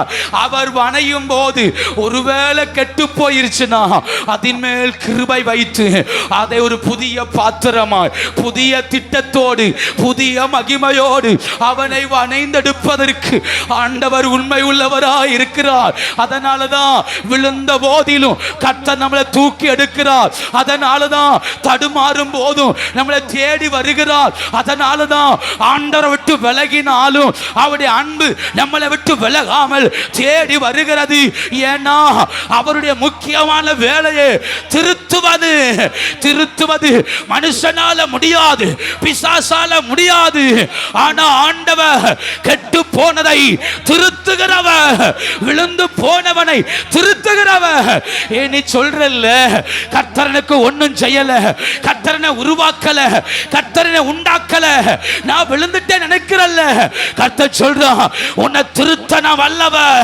குயவன் கையில் நீ வந்தா உன்னை திருத்த வல்லவ. அதை வேற பாத்திரமாய் மாற்றுவதற்கு ஆண்டவர் போதுமானவர். ஹalleluya. அவர் திருத்துகிறார். சும்மா அல்ல. திருத்துவது என்பது சாதாரணமானது அல்ல. அதுல நிறைய கவனம் செலுத்தணும், அதுல நிறைய கண்ணோக்கம் வைக்கணும், நிறைய யோசிக்கணும். ஒரு எக்ஸாம்ல ஃபெயில் ஆயிட்டோம்னா அதுக்கு என்ன சொல்லுவோம்? ரெண்டாவது போட்டு வாங்குவோம்ல, ரீவல்யூஷன் போடும்போ அதை எடுத்து வச்சு கவனமா திருத்துவாங்க. ஏன்? திருத்தம் வரும்போது அதுல கவனம் இருக்கும். ஃபர்ஸ்ட் டைம் திருத்தும்போ கவனம் இல்லாம திருத்திருக்கலாம். ஆனா செகண்ட் டைம் திருத்தும்போ அதை உட்கார்ந்து இஞ்சி இஞ்சா வரி வரியா அவர்கள் திருத்துவார்கள், அதை சரிப்படுத்துவார்கள். அப்படின்னா ஒண்ணு புரிஞ்சுக்கோங்க, நம்மளை திருத்தணும்னு முடிவு பண்ணிட்டா உச்சந்தலை முத உள்ளங்கால் வரை அதை திருத்தி எடுக்க அவர் வல்லவர். திருத்தணும்னு முடிவு பண்ணிட்டா, திருத்தணும் நினைச்சிட்டா சும்மா திருத்த மாட்டா. அவர் திருத்தினா அது மகிமையா இருக்கும். அது திருத்தினா எதிர்பார்த்ததை விட மகிமையாய் பிரகாசிக்குமே. ஹalleluya. பைபிள்ல கெட்டு போனவர்களுக்கு ஒரு பெரிய பங்கே இருக்குது. தேவன் உருவாக்கும் போது மகிமையாய் உருவாக்கப்பட்டவர்கள் லிஸ்ட் வேற. ஆனா தேவன் உருவாக்கும் போது அவர் கையில கெட்டு போய் திரும்ப உருவாகி சரித்திரத்தில் இடம் பிடிச்ச அநேகர் உண்டு. இந்த கால வேளையில அவர் நம்மை திருத்துவாராக. குயவன் கையில் இருக்கிற நம்மளை அவர் புதுப்பிப்பாராக, அவர் மகிமைப்படுத்துவாராக. ஒன்னு தெரியுமா? ஆண்டவர் திருத்த ஆரம்பிச்சதே ஃபர்ஸ்ட் பூமியை தான். ஆதியாக 1ஆம் அதிகாரம் 1ஆம் வசனம் சொல்லுகிறது, ஆதியிலே தேவன் வானத்தையும் பூமியையும் சிருஷ்டித்தார். 2ஆம் வசனம் சொல்லுகிறது, பூமியானது ஒழுங்கின்மையும் வெறுமையுமாக இருந்தது. இந்த 2 வசனத்துக்கு இடையில தூதர்களின் காலங்கள் அப்படின்னு சொல்லுவாங்க. தூதர்களின் காலங்கள், பல யுகங்களாக இருந்த தூதர்களின் காலங்கள். இந்த பூமியை ஆண்டவர் அப்பவே படைச்சிட்டார். இந்த பூமியில தான் லூசிஃபர் என்கிற ஒரு மிகப்பெரிய தூதன் கையில ஒரு மிகப்பெரிய சேனையை கொடுத்து இந்த பூமியில இருந்து அவர்கள் ஆண்டவரை ஆராதிக்கும்படி ஆண்டவர் வைத்திருந்தார். அப்படி ஆராதிக்க வைத்திருந்த லூசிஃபர் ஒரு கட்டத்தில் பெருமை அடைந்து நான் வடபுறத்துக்கு ஏறுவேன், சீயோனில் வாசம் பண்ணுவேன் என்று தேவனுக்கு தன்னை சமமாக்கினதினால் இந்த பூமியிலிருந்து கர்த்தர் அவனை தள்ளினார். அவனை பாதாளத்தில் தள்ளி அடைத்தார். அப்படி தள்ளும் போது அவன் பூமியை வெறுமையாக்கினான், பூமியை வனாந்தரமாக்கினான். இதெல்லாம் எனக்கு சொல்ல நேரம் இல்லை. எசாயா 14, எசேக்கியேல் 28 இந்த அதிகாரங்கள் எல்லாம் சாத்தான் செய்த கிரியைகளை குறித்து வேதம் சொல்லுகிறது. அப்படி பூமியை வனாந்தரமாக்கிட்டு பூமியை வெறுமையாக்கிட்டு போனார். இப்ப கர்த்தர் பூமியை பார்த்தார். பூமியானது ஒழுங்கின்மையும், சொல்லுங்க, ஒழுங்கின்மையும் வெறுமையுமாய் இருந்தது. சில நேரம் பார்த்திருக்கலாம், சிலருக்கு கோவம் வந்துருச்சுன்னா கையில் இருக்கிற சாப்பாடை தூக்கி என்ன செஞ்சிருவாங்க, எரிஞ்சிட்டு போயிடுவாங்க. அது எல்லா பக்கம் செதறும். அதுக்கு பிறகு அதை உட்கார்ந்து ஒருத்தர் என்ன செய்யணும், கிளீன் பண்ணணும். சாத்தான் வெளியேறும்போ பூமியை வனாந்தரமாக்கிட்டு போனான், பூமியை ஒண்ணும் இல்லாமல் ஆக்கிட்டு போனான். அப்படி ஆக்கிட்டு போன பிறகு ஆவியானவர் இறங்கி வந்து ஜலத்தின் மேல அசைவாட ஆரம்பித்தார். ஜலத்தின் மேல உலாவினா. எங்கிருந்து ஆரம்பிக்கலாம், எப்படி ஆரம்பிக்கலாம்? அவர் உலாவ ஆரம்பித்தார். அவர் திருத்தணும்னு முடிவு பண்ணிட்டான். ஃபர்ஸ்ட் உலாவ ஆரம்பிப்பார். அவர் திருத்தணும்னு முடிவு பண்ணிட்டான். குயவன் நம்ம பக்கத்திலேயே உலாவுவார். நம்மளை அறியாத ஒரு தேவ பிரசன்னம் நம்மளை மூடிட்டே இருக்கும். நம்மளை அறியாத ஒரு ஜெப ஆவி நம்மளை மூடிட்டே இருக்கும். நம்மளை அறியாத ஒரு பரிசுத்த மேகம் நம்மளை மூடிட்டே இருக்கும். ஏன் தெரியுமா? அவர் திருத்தணும்னு முடிவு பண்ணிட்டார். அவர் இறங்கி வருவார், அவர் இறங்கி வருவார், அவர் உலாவ ஆரம்பிப்பார், அவர் உலாவுவார். அவர் உலாவ ஆட்டோமேட்டிக்கா ஒன்னொன்னாய் அவர் சீர்படுத்துவார், ஸ்திரப்படுத்துவார், நிலைநிறுத்துவார். இந்த பகல் வேளையிலே ஒரு ஆவியானவர் இறங்கி வந்திருக்கிறார். கட்டு போன சபை மேல, கட்டு போன ஜனத்தின் மேல ஒரு ஆவியானவர் உலாவிக் கொண்டிருக்கிறார். கர்த்தரை பிடிச்சுக்கோ, கர்த்தரை பிடிச்சுக்கோ. நீ விழுந்து போயிருக்கலாம், கெட்டு போயிருக்கலாம். உன்னையும் ஒரு பாத்திரமாய் உருவாக்க ஆண்டவர் வல்லவர். போதாது அல்ல சோமனனும் அல்ல கத்தரை உயர்த்தணும். நான் கெட்டு போயிட்டேன்னு எண்ணுவதற்கு ஒண்ணு இல்ல. உன் நடுவில் பரிசுத்த ஆவியானவர் உலாவி கொண்டிருக்கிறான். சாத்தான் உன்னை வெறுமையாக்கினான், சத்துருவனை கெட்டு போக பண்ணினான். ஆனால் அந்த பகல் வேளையில் கெட்டு போனதை ஜெயமாய் மாற்றுகிற ஒரு பரிசுத்த ஆவியானவர் நம் நடுவில் உண்டம்மா, நம் நடுவில் உண்டு. அவர் கெட்டு போனதை சீர்படுத்துகிறவர். ஹல்லேலூயா. கெட்டு போனதை சீர்படுத்துகிறவர். ஹல்லேலூயா. விழுந்து போனவனை தூக்கி எடுக்கிறவர், விழுந்து போன ஜீவியத்தை மாற்றுகிறவர். என் ஜெப வாழ்க்கை விழுந்து போயிருக்கலாம், பரிசுத்தம் விழுந்து போயிருக்கலாம், தேவனோடு அன்பு விழுந்து போயிருக்கலாம். அவர் என்ன நல்லாத்தான் உருவாக்கினா, என்ன நல்லாத்தான் மாற்றினா. ஆனா அவர் கையில நான் கெட்டு போயிட்டேன், ஜெபம் இல்ல, பரிசுத்தம் இல்ல, முன்ன போல ஆவிக்குரிய அனுபவங்கள் இல்ல, தரிசனங்கள் இல்ல. நான் வெறுமையா இருக்கிற நினைக்கலாம். ஆனா வெறுமையா இருக்கிறவனையும் உருவாக்குவதற்கு ஆண்டவர் வல்லவர். ஹல்லேலூயா. இன்னொரு காரியத்தையும் சொல்றேன். அவர் என்னை உருவாக்க வேண்டுமானால் கொயவன் கையை விட்டு ஓடவே கூடாது. அவர் உருவாக்கணும், என்னை திருத்தணும்னா என்னை திருத்தும் வரையிலும் கொயவன் கையை விட்டு ஓடக்கூடாது. அவர் திருத்த நினைக்க அநேகர் கொயவனை விட்டு ஓடிட்டீங்களே, கொயவனை விட்டு தூரம் போயிட்டீங்களே, ஆணுடைய அன்பை விட்டு தூரம் போயிட்டு மறுபாடான ஜீவியம் செய்றீங்களே. கர்த்தர் சொல்றான், நீ குயவனின் கைக்குள்ளவா, கெட்டு போன உன்னை அவர் உருவாக்குவா. நீ தூரம் நின்னுட்டு புலம்புற, தூரம் நின்னுட்டு குயவனை குறை சொல்ற. கர்த்தர் சொல்றார், பக்கத்துல வா, கிட்டவா, என் கை திரும்பவன் மேல அமரட்டும், என் கை திரும்பவன் தலை மேல அமரட்டும், என் அபிஷேகம் திரும்பவன் மேல அமரட்டும். அது உன்னை கெட்டு போகாமல் திரும்ப உயிர்ப்பிக்க வல்லமை உள்ளதா இருக்கிறது. ஹல்லேலூயா. ஹல்லேலூயா. அந்த வார்த்தை அப்படிதான் இருக்கு. கெட்டு போயிற்று, கெட்டு போயிற்று. ஒரு பால் கெட்டு போயிட்டுனா எதுக்குமே யூஸ் ஆகாது. ஒரு ஆகாரம் கெட்டு போயிட்டுனா எதுக்குமே யூஸ் ஆகாது. நம்ம வீட்டில் பயன்படுத்துற பொருட்கள் கெட்டு போயிடுச்சு, பூசணம் பூத்து போயிடுச்சுன்னா எதுக்குமே யூஸ் ஆகாது, யூஸ் ஆகாது, அது பிரயோஜனமே இல்லை. கர்த்தர் சொல்றார், என் மண்ணே கெட்டு போச்சுங்கிறார், களிமண்ணே கெட்டு போச்சு. கெட்டு போகிற அளவுக்கு இந்த மண்ணை மிதிக்கல. நல்லா தான் மிதிச்சார், நல்லா தான் உருவாக்கினார், நல்லா தான் தூக்கி வச்சிருந்தார். ஆனா கையில வரும்போ இந்த களிமண் கெட்டு போயிருச்சு.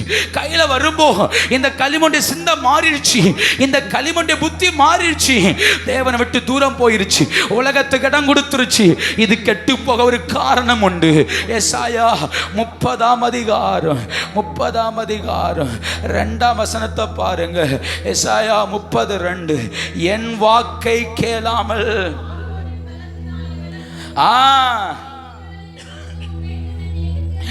எகிப்துக்கு போகிறவர்களும் ஆகிய முரட்டாட்டம் உள்ள புத்திரருக்கு ஐயோ என்று கர்த்தர் சொல்லுகிறார்.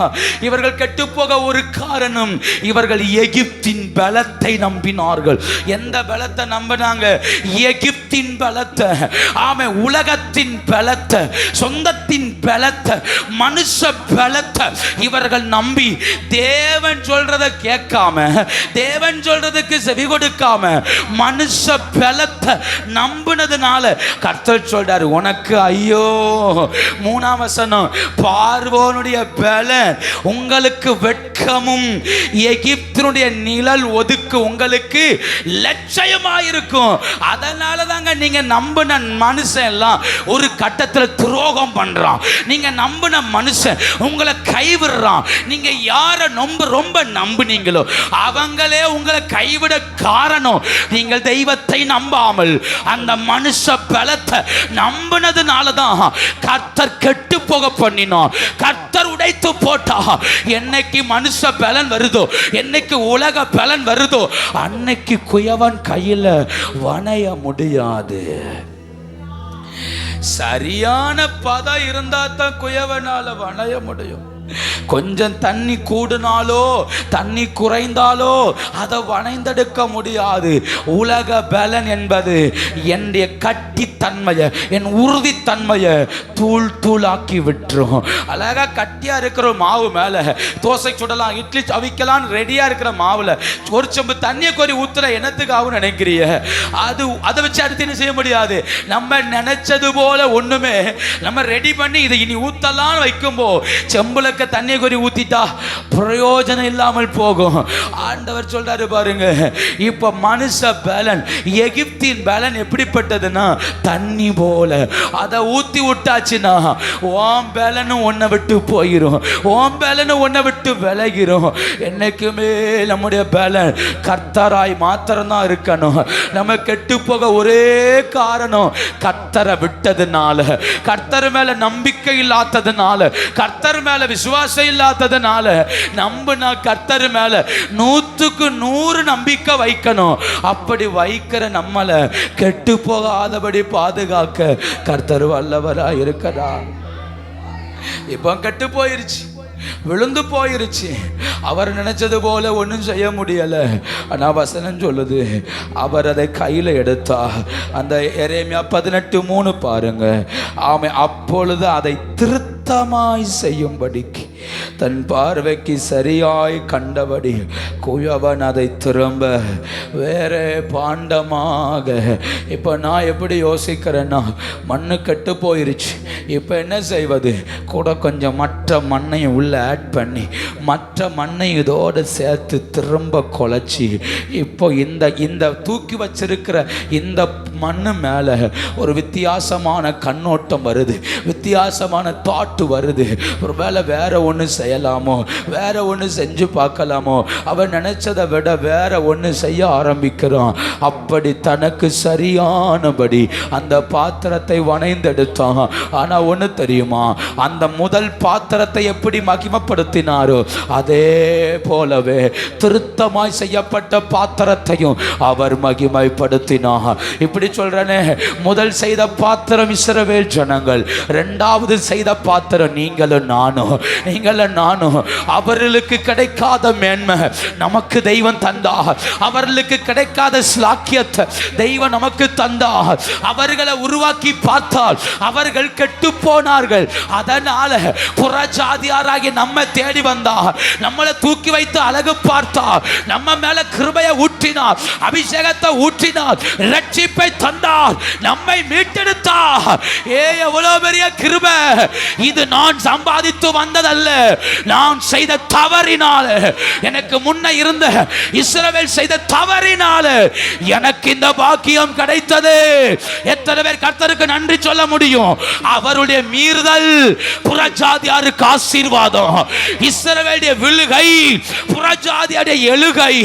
நம்மள தேவன் எழுப்ப காரணம் கெட்டு போன மண்ணல்லவானா. நாம் கெட்டு போனவர்கள், நம்மளையாக்கு உருவாக்கி சபையில வைத்திருக்கிறார். கெட்டு போன நம்மளையாக்கும் ஆண்டவர் மகிமைப்படுத்தி வைத்திருக்கிறார். ஹல்லேலூயா. மிதிக்கிறார், அடுத்து வணைகிறார், திருத்துகிறார். முதல் தடவை தோத்தது, ஆனா இரண்டாவது தடவை தோக்க விரும்பல. முதல் தடவை பிரமாணத்தை பலகையில் எழுதி கொடுத்தான், அதை மோசே போட்டு உடைத்தான். அடுத்தும் பலகைலாம் கொடுத்தார், அதை உடன்படிக்கை பெட்டிக்குள் வைத்தார்கள். ஆனால் இரண்டாம் தரம் திருத்தமாக திருத்தும் போது சபைக்கு பலகையை கொடுக்கல, இருதயமாகிய பலகையில் எழுதினார். அன்னைக்கு கற்பலகையில எழுதி கொடுத்தா. சபைக்கு கற்பலகை கொடுக்கல, இருதயமாகிய பலகை. எசேக்கியேல்ல வாசிக்கிறோம், அவன் கல்லான இருதயத்தை அவனிலிருந்து எடுத்து சதையான இருதயத்தை கொடுத்து என் பிரமாணத்தை அவன் இருதயத்தில் எழுதுவே. யாரையெல்லாம் திருத்துறாரோ அவன் இருதயத்தில் பிரமாணம் எழுதப்படும். யாரையெல்லாம் அவர் திருத்துறாரோ அவன் இருதயம் தேவ மகிமையால் நிரப்பப்படும். அவர் யாரை திருத்துறாரோ முன் நிலைமையை பார்க்கிலும் பின் நிலைமை மகிமையாயிருக்கும். அவர் திருத்துற பாத்திரம் மகிமையானது. அதவர் விடமாட்டார், அதவர் விடமாட்டார். கெட்டு போனதென்று தள்ளிவிடாதவர், அதை மகிமையாய் உருவாக்குகிறவர்.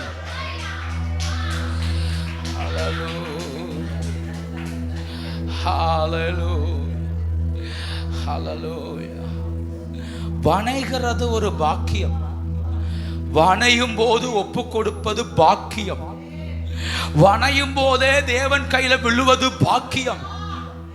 எல்லாம் உடஞ்சி எல்லாம் தோத்து எல்லாம் விழுந்த பிறகு இயேசுவேன்னு கூப்பிடுவது கொஞ்சம் கூட கஷ்டம். அதை திருத்தி எடுக்கும்போது கொஞ்சம் கஷ்டம் வரும். இந்த கால வேளையில ஒன்று புரியணும், அவர் என்ன வணையும் போதே ஒப்பு கொடுத்துடணும். அவர் என்ன வணையும் போதே விட்டு கொடுத்துடணும். அவர் என்ன உருவாக்க நினைக்கும் போதே விட்டு கொடுத்துடணும். அவருடைய நேரத்தில் அவர் கையில விழுந்துடணும். கெட்டு போனதுக்கு பிறகு திருத்தணும் நினைக்க கூடாது. எக்ஸாமை எழுதும் போதே சக்சஸா முடிச்சிடணும். எழுதும் போதே ஜெயமா இருக்கணும். நான் சொல்றத புரிந்து கொள்ளுங்க. ஆண்டவர் வணையும் போதே ஒப்பு கொடுத்துடணும். அப்படி ஒப்பு கொடுத்தால் நம்மள மகிமையாய் நடத்த கர்த்தர் வல்லவர். ஹல்லேலூயா. சந்தோஷமாய் ஹல்லேலூயா. திரும்ப சொல்றேன், மாறுபாடான சிந்தையை விட்டு விலகணும். மாறுபாடான எண்ணங்களை விட்டு விலகணும். தேவன் மேல இருக்கிற கசப்புகளை விட்டு விலகணும். கர்த்தர் மேல இருக்கிற வருத்தங்களை விட்டு விலகணும். அவர் குயவன். அவர் கையில மட்டும் அடங்கி இருந்தா அவர் நம்மளை மகிமையாய் உருவாக்கி நடத்த அவர் வல்லவராய் இருக்கிறார். குயவன் கையில் இருந்தா அதை மகிமையாய் மாற்ற அவர் வல்ல. கரம் உயர்த்தி ஜெபம் பண்ணுங்க. உங்க கையில நான் கெட்டு போயிடக்கூடாது ஆண்டவரே, நீர் என்னை வணைந்து கொள்ளும். எத்தனை பேர் ஜெபம் பண்றீங்க? உங்களுடைய கையில நான் கெட்டு போயிடக்கூடாது, உங்களுடைய கையில கெட்டு போயிடக்கூடாது. கர்த்தர்ட்ட ஜெபம் பண்ணுங்க பார்க்கலாம். இயேசுவே, உங்களுடைய கையில நான் கெட்டு போயிடக்கூடாது, என்னை வணைந்து கொள்ளுமே, என்னை வணைந்து கொள்ளுமே. உங்களுடைய கையில கெட்டு போயிடக்கூடாது. விழுந்ததுக்கு பிறகு எழும்புவோமானால் நடத்துவார், திருத்துவார். அது பாக்கியம் அல்ல, அவர் கையிலேயே உருவாயிரணும். ஹல்லேலூயா, ஹல்லேலூயா. தேவன் கையில உருவான ஒரு 4 பேர் உண்டு. அந்த 4 பேரை எக்ஸ்பிளைன் பண்ணா நேரம் இல்லை, நான் சொல்லிட்டு கடந்து போறேன். பாபிலோன் தேசத்தில் ஒரு 4 பேரை கர்த்தர் உருவாக்கினார். எஸ்ரா, செருபாபேல், யோசுவா, நெகேமியா. சொல்லுங்க, எஸ்ரா, செருபாபேல், யோசுவா, நெகேமியா. திரும்ப சொல்றேன், எஸ்ரா, செருபாபேல், யோசுவா, நெகேமியா. இவர்களை தெய்வம் உருவாக்கினார். இவர்களை எங்க உருவாக்கினார் தெரியுமா? பாபிலோன் தேசத்துல. எருசலேமில் அல்ல, பாபிலோனில். தானியேல், சாத்ராக், மேஷாக், ஆபேத்நேகோவை பார்த்து வளர்ந்தவர்கள். அவர்களால் பிரசங்கிக்கப்பட்டு தேவனுக்காய் வாழ வேண்டும் என்கிற வைராக்கியத்தோடு வளர்ந்தவர்கள். எப்படியாவது ஆலயம் கட்டப்படணும், அலங்கம் கட்டப்படணும் என்று வளர்ந்தவர்கள். இவர்கள் கெட்டு போகாத பாத்திரம். சொல்லுங்க, என்ன பாத்திரம்? இவர்கள் கெட்டு போகாத பாத்திரம். இந்த 4 பேரும் வளர வளர வளர வசனம் இவர்களை குறித்து என்ன சொல்லுது தெரியுமா? ஒரே ஒரு வசனத்தை வாசிங்க. சகரியா எழுதின தீர்க்க தரிசன புஸ்தகம் 1ஆவது அதிகாரம். சகரியா 1ஆம் அதிகாரத்தை திருப்பி கொள்ளுங்கள். ஒரே ஒரு வசனத்தை வாசிங்க. 20, 21 வாசிங்க பார்க்கலாம். சகரியா 1ஆம் அதிகாரம் 20, 21.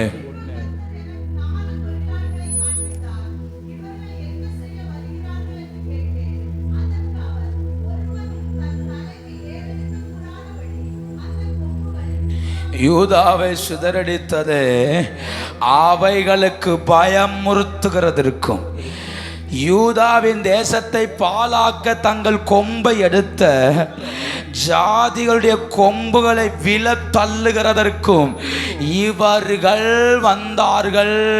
சகரியா 1:20-21. நான் விஷயத்தை சொல்றேன், புரிஞ்சுக்கோங்க. 4 பேர் வந்தார்களே, இவர்கள் 4 பேரையும் குறித்து வேதம் சொல்லுகிறது தொழிலாளிகள். சொல்லுங்க, யார் இவர்கள்? தொழிலாளிகள். பேசுங்க, யார் இவர்கள்? தொழிலாளிகள். அப்படின்னா மர வேலை செய்வதில் நிபுணர்கள். இவங்க 4 பேருமே மர வேலை செய்வதில் நிபுணர்கள், நல்ல வேலைக்காரர்கள், நல்ல வேலை செய்யக்கூடியவர்கள். இந்த 4 பேரை கர்த்தர் அனுப்புகிறார். எதற்காக தெரியுமா? யூதாவையும் எருசலேமையும் ஒரு 4 கொம்புகள் சிதறடித்தது, ஒரு 4 கொம்புகள் திரும்ப எழும்ப கூடாதபடி நிர்மூலமாக்கினது. இப்ப கர்த்தர் சொல்றார், நான் வனஞ்சி போட்ட ஒரு 4 பாத்திரம் பாபிலோன்ல இருந்து வருது. இந்த 4 யார் தெரியுமா? இவர்கள் அந்த 4 கொம்புகளை தரை மட்டும் விழ பண்ணுகிறவர்கள். இந்த 4 பேரும் சாத்தான் வீழ்த்தினானே எருசலேமையும் யூதாவையும் திரும்ப எழும்ப கூடாதபடி நசுக்கினானே, அந்த கொம்புகளை, அந்த அதிகாரத்தை உடைக்கக்கூடிய வல்லமைகளை இந்த 4 பேருக்குள்ள கர்த்தர் வைத்து அனுப்பினார். நான் சொல்றத புரிஞ்சுக்கோங்க. வனையும் போதே தேவன் கையில வணையப்பட்டால் நம்மை கொண்டு ஜாதிகளை வீழ்த்துவதற்கு, சாத்தானின் கிரியைகளை வீழ்த்துவதற்கு ஆண்டவர் வல்லவராய் இருக்கிறார். அந்த கொம்புகளை பிடுங்கி எறிவதற்கு கர்த்தர் வல்லவராய் இருக்கிறார். அதான் சொல்றேன், வணையும் போதே வணையணும்.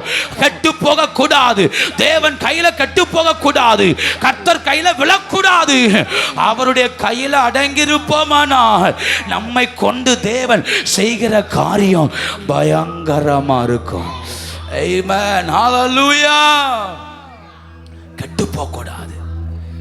அவரை உறுதியாய் பிடித்துக் கொள்ளணும். மாறுபாடுள்ளவன் ஆண்டவரை விட்டு விடுகிறான், உலகத்தை தேடுகிறான், உலகத்தை நாடுகிறான், உலகத்துக்காக ஓடுகிறான், உலகத்துக்காக எல்லாவற்றையும் செய்கிறான்.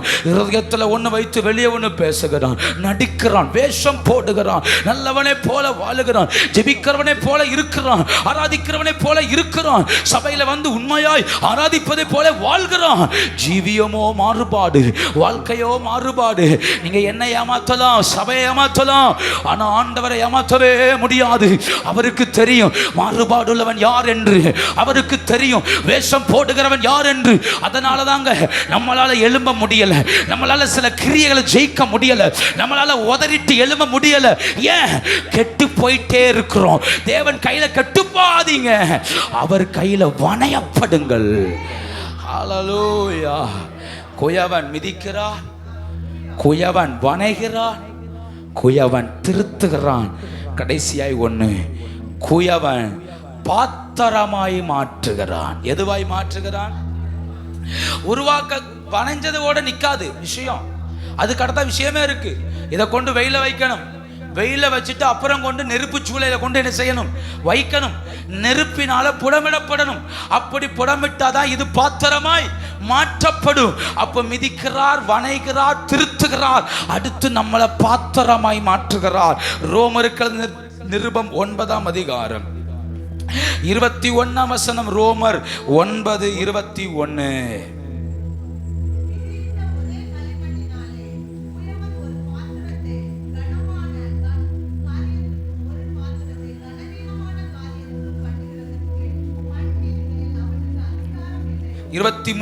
தாம் மகிமைக்காக எத்தனமாக்கின கிருபா பாத்திரங்கள். என்ன பாத்திரம்? சொல்லுங்க, என்ன பாத்திரம்? குயவனுக்கு களிமண் மேல் அதிகாரம் இருக்கிறது. சிலதை கனமாகவும் சிலதை கனவீனமாகவும் உருவாக்குகிறார். ஆனா எல்லாவற்றுக்கும் ஒரு பெயர் வைக்கிறார், கிருபா பாத்திரங்கள். சொல்லுங்க, என்ன பாத்திரங்கள்? கிருபா பாத்திரங்கள்.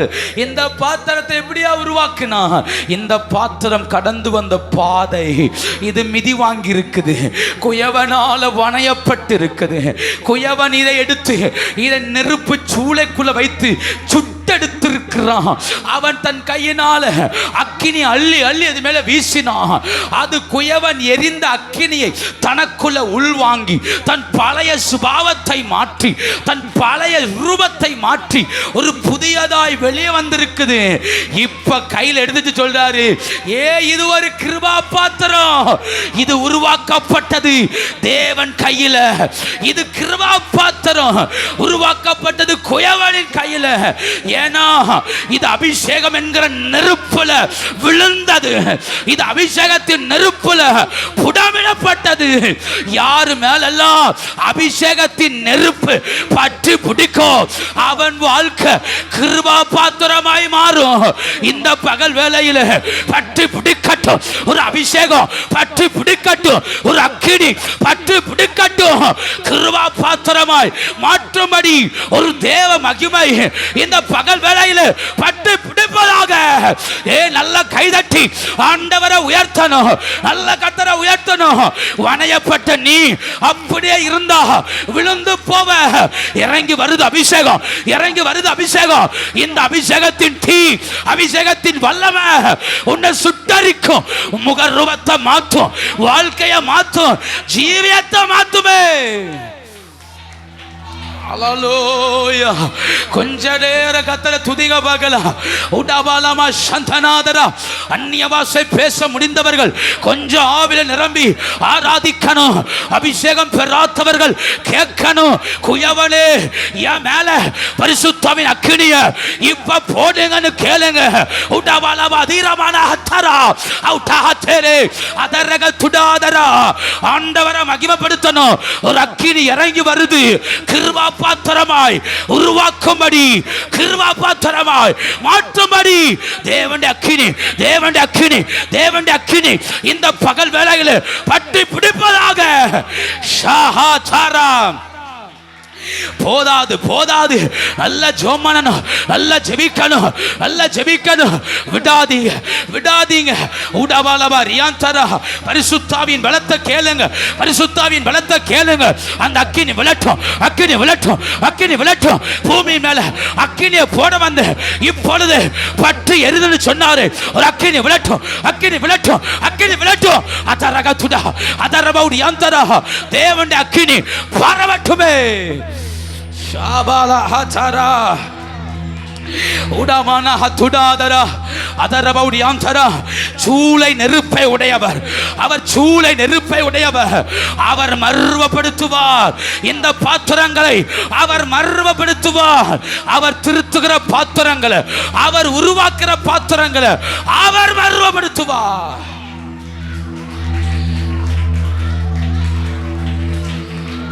ஆண்டவரோடு இணைங்க அம்மா, ஆண்டவரோடு இணைங்க.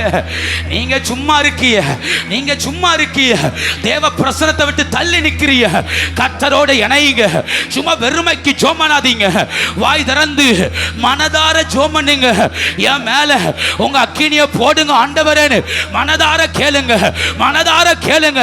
அவர் அக்கினியை போடட்டும், அவர் அக்கினியை போடட்டும். வாய் திறந்து கேட்கணும், ஆண்டவரே இனி கெட்டு போக கூடாது, இனி கெட்டு போக கூடாது, இனி கெட்டு போக கூடாது.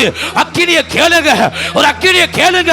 அக்கினி உன்னை கெட்டு போக விடாது, அக்கினியின் சூழ உன்னை கெட்டு போக விடாது. ரிக்காவாலவாதரா அதரக துடா அதரபௌடியாந்தரா ரிக்காவானதரா அதரக துடாதரா. எத்தனை பேர் ஜெபம் பண்றீங்க? அக்கினி உன்னை கெட்டு போக விடாது, கெட்டு போக விடாது. ஷாபாலா ஹதரா உடபாலா அதரக துடவனமா சந்தனா ரேக துடவலபௌடி யந்தரா. நீ விழுந்து போக காரணம் அக்கினி சூளையை பார்க்காததுனால, விழுந்து போக காரணம் பரிசுத்தாவின் அபிஷேகத்தில் விழாததுனால. இந்த பகல் வேளையில் ஒரு அபிஷேகம், ஒரு அபிஷேகம், ஒரு அபிஷேகம், ஒரு அபிஷேகம் பற்றி பிடிக்கட்டுமே. உடபாலவாதரமா அதரக துடாதரா உடவலபௌடி யந்தரா. அபிஷேகம், அபிஷேகம் பற்றி பிடிக்கட்டுமே. உரகாதரமா அதரக துடா தேவனுடைய வல்லமை பற்றி பிடிக்கட்டுமே. ஷாஹாதாரம் காபாலா அவுடாபாலா அதரகதுடா அதரபவுடியாந்தரா. ஜோமனுங்க வாய் திறந்து சத்தம் உயர்த்தி ஜோமனுங்க. அடக்காதீங்க, வாய்க்குள்ளே ஜோமனாத வாயத்தர. தேவனுடைய ஆவி நிரப்பட்டும், தேவனுடைய ஆவி நிரப்பட்டும். அதரகதுடா அதரபவுடியாந்தரா. அக்கினி சூளைக்குள்ள வா, அக்கினி சூளைக்குள்ள வா. உன்னை விழாதபடி பாதுகாக்க ஒரு அபிஷேகம், ஒரு அபிஷேகம், ஒரு அபிஷேகம். உடாபாலவாதரா அதரகதுடாதரா. உன்னை விழாதபடி நிலை நிறுத்துகிற தேவனுடைய வல்லமை. ஷாதாரா ரேலதுடாதரா காபாலாபாதரா உடாபாலாமாதரா அதரகதுடா ரேகமனமா சந்தரா காபாலாபாதரா ரியோதரே உடாபாலாபாதீரா ஹதரகதுடாதரா காபானா ஹதரபவுடியாந்தரா உடாபாலாபவுடியாந்தரா. அபிஷேகத்தின் அக்கினி என்னை நிலைநிறுத்தும், நிலைநிறுத்தும். எத்தனை கத்தரை உயர்த்துறீங்க? இனி நீ கெட்டு போக விடமாட்டா, கெட்டு போக விடமாட்டா. அக்கினி சூழ உன்னை நிலைநிறுத்தும். ஷாதாராமா உடாபாலாபவுடியாந்தரா. நீ கெட்டு போக அழைக்கப்பட்டவன் அல்ல, விழுந்து போக அழைக்கப்பட்டவன் அல்ல. ராஹாதாராமா அதரகதுடா அதரபவுடியாந்தரா. மகிமை காலாஹாதாராமா உடாபாலாபாதரா சந்தரா காபாலாபாதரா ரேகதுடாபாலாபாதரா ரேயாந்தரா அதரகனதரகதுடா. ஹalleluya ஹalleluya ஷாபாலாஹாதாரா உடாபாலாபாதரா ரேயாந்தரா அதரகதுடாபாலாபாதரா. நான் ஒரு காரியத்தை கூட சொல்லிட்டு நான் முடிக்கிறேன் இதோட. குயவன் மிதிக்கிறார், குயவன் வணைகிறார், குயவன் திருத்துகிறார், கிருபா பாத்திரமாய் மாற்றுகிறார். ஆனால் இதுக்கு ஒரு நோக்கம் உண்டு. நோக்கத்தை இழந்துடக்கூடாது. இந்த பாத்திரத்துக்கு ஒரு மகா பெரிய நோக்கம் உண்டு. ஒரு வசனத்தை வாசிங்க. ஏசாயா 30:14 ஏசாயா 30:14 அவர்களை தப்ப விடாமல் உடையும்படி குயகாலத்தை நொறுக்குவது போல் அவர்களை நொறுக்குவா. அடுப்பிலே நெருப்பு எடுக்கிறதற்கும் குளத்திலே தண்ணீர் மொள்ளுகிறதற்கும் நொறுங்கின துண்டுகளில் ஒரு ஓடாகிலும் அகப்படாதே போ. இந்த வார்த்தை நான் சொல்றதை நல்லா புரிந்து கொள்ளுங்க. இந்த மண் பாத்திரத்துக்கு ஒரு நோக்கம் உண்டு. குயவன் உருவாக்குனதுக்கு ஒரு நோக்கம் உண்டு. எது தெரியுமா? நெருப்பு சுமக்க. எது சுமக்க சொல்லுங்க, இந்த வார்த்தை சொல்லுங்க. நெருப்பு சுமக்க. எது சுமக்க? நெருப்பு சுமக்க. ரெண்டாவது நோக்கம் தண்ணீர் சுமக்க. தண்ணீர் சுமக்கணும். இந்த ரெண்டு நோக்கத்துக்காக தேர்ந்தெடுத்தார். ஆனா இது மாறுபாடுள்ள இருதயமா இருந்ததுனால, இது மாறுபாடாவே வாழ்ந்ததுனால கர்த்தர் ஒரு கட்டத்தில் இந்த பாத்திரத்தை தூக்கி போட்டு உடைச்சார். உடைச்சப்போ வசனம் சொல்லுது, நெருப்பு அள்ளுவதற்கோ தண்ணீரை கொண்டு வருவதற்கோ ஒரு ஓடு கூட கிடைக்காத அளவுக்கு அந்த பாத்திரம் உடைந்து போனது. நான் திரும்ப சொல்ல புரிந்து கொள்ளுங்க. வனையும் போது கெட்டு போன திருத்திருவாரு. ஆனா வனஞ்ச பிறகு உடைஞ்சா திருத்த முடியாது, உடைஞ்சா சரிபடுத்த முடியாது. நான் திரும்ப சொல்றேன். வனையும் போதே கெட்டு போயிட்டா வேற பாத்திரமா வனஞ்செடுத்துருவாரு. ஆனா ஜூலையை சந்தித்தும் அபிஷேகத்தை பார்த்தும் மகிமையை பார்த்தும் வசனத்தை அறிந்தும் தேவனை பற்றி எல்லாம் தெரிந்தும் அவரோடு நெருங்கி அதுக்கு அப்புறம் மாறுபாடுள்ள இருதயம் வந்து தேவனை விட்டு தூரம் போய் மனுஷனை சார்ந்து கொண்டு தேவனை விட்டுட்டு மனுஷ பலத்துல வாழ்வமானால் இந்த பாத்திரம் உருவாக்கப்பட்ட நோக்கம் உடையும். என்ன உடையும்? இதை உடைச்சுட்டா இந்த வீட்டுக்கு இனி நெருப்பு இல்லை, இதை உடைச்சுட்டா இந்த வீட்டுக்கு இனி தண்ணி இல்லை. இப்படி சொல்றேன். பலிபீடத்துல நெருப்பு சட்டின்னு ஒரு பாத்திரம் உண்டு. அதுக்கு வேலை என்ன தெரியுமா? சாயங்காலம் ஆனா அந்த பலிபீடத்தில் இருக்கிற கங்கல்களை அள்ளி இந்த நெருப்பு சட்டிகளை போட்டு கூடாரத்துக்குள் கொண்டு வச்சு பாதுகாக்கணும். காலையில வந்து அந்த கங்கலை எட்டு வந்துதான் இந்த பலிபீடத்தை தீ மூட்டணும். வெளியிலிருந்து வேற தீ என்ன செய்யக்கூடாது, கொண்டு வரக்கூடாது. இதுக்கு பேர் நெருப்பு சட்டி. 24 மணி நேரமும் இது இதுக்கு ஒரு வேலை கொடுக்கப்பட்டிருக்குது. பலிபீடத்தின் நெருப்ப இது சுமந்துட்டே இருக்கணும், இது சுமந்துட்டே இருக்கணும். இது அணையவே கூடாது. இது அணைஞ்சிருச்சுன்னா பலிபீடம் அணையும். பலிபீடத்துல வேற தீ வரக்கூடாது, பரலோகத்தின் அக்கினி தான் வரணும். அது ஒரு தடவை இறங்கி வந்துச்சு, அப்புறம் இந்த நெருப்பு சட்டியிலிருந்து எடுத்து அங்கே வைக்கப்பட்டது. அது பற்றி எரியும். நெருப்பு சட்டி எவ்வளவு முக்கியமோ அதே போல பலிபீடத்துக்கு பக்கத்துல ஒரு தொட்டி உண்டு. அந்த தொட்டிக்கு தண்ணி ஊற்றுவது முக்கியம். எந்தரியுமா? பலி செலுத்த வருகிற எல்லாரும் தங்களை சுத்திகரித்துக் கொள்வதற்கும், ஆசாரியர்கள் தங்களை சுத்திகரித்துக் கொள்வதற்கும் ஒரு தொட்டி வைக்கப்பட்டிருக்கும். தண்ணி அவசியம். தண்ணி தான் ஆமென் கரைகளை நீக்கும், அழுக்குகளை நீக்கும், இரத்த கரையை மாற்றும். அப்போ ஒரு வீட்டுக்குள்ள இருக்க வேண்டிய 2 பாத்திரம், ஒன்று நெருப்பு சட்டி, 2 தண்ணி பாத்திரம். நெருப்பு சட்டியும் தேவை, தண்ணி பாத்திரமும் தேவை. ஆண்டவர் நம்மளை மிதிச்சது, ஆண்டவர் நம்மளை வணஞ்சது, ஆண்டவர் நம்மளை திருத்தினது, ஆண்டவர் நம்மளை கிருபா பாத்திரமாய் நாம அபிஷேகத்துக்குள்ள நடத்துவது எல்லாத்துக்கும் ஒரு நோக்கம். நான் ஒரு நெருப்பு சட்டியா இருக்கணும், நான் ஒரு தண்ணி பாத்திரமா இருக்கணும். நான் நெருப்பு சட்டியா இருந்தா நான் போற இடத்துல அபிஷேகம் வெளிப்படும். நான் நெருப்பு சட்டியா இருந்தா நான் இருக்கிற இடத்துல மகிமை வெளிப்படும். இப்ப கைதட்டி கர்த்தரை ஸ்தோத்திரம் பண்ணுங்க. நான் ஒரு நெருப்பு சட்டியாய் மாறணும். இன்னைக்கு கர்த்தரை துதிங்க.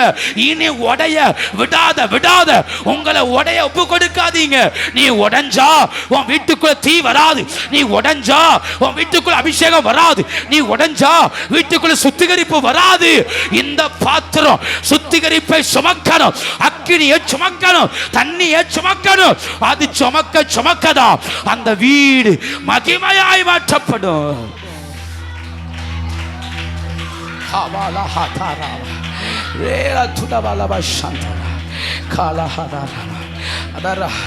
நான் இந்த வாட்டர் கேனை வீட்டிலேருந்து எட்டு வரும்போ இது நல்லா இருந்ததுனால இதை கழுவி தண்ணியை ஊற்றி நான் தூக்கிட்டு வந்து வச்சிருக்கிறேன்.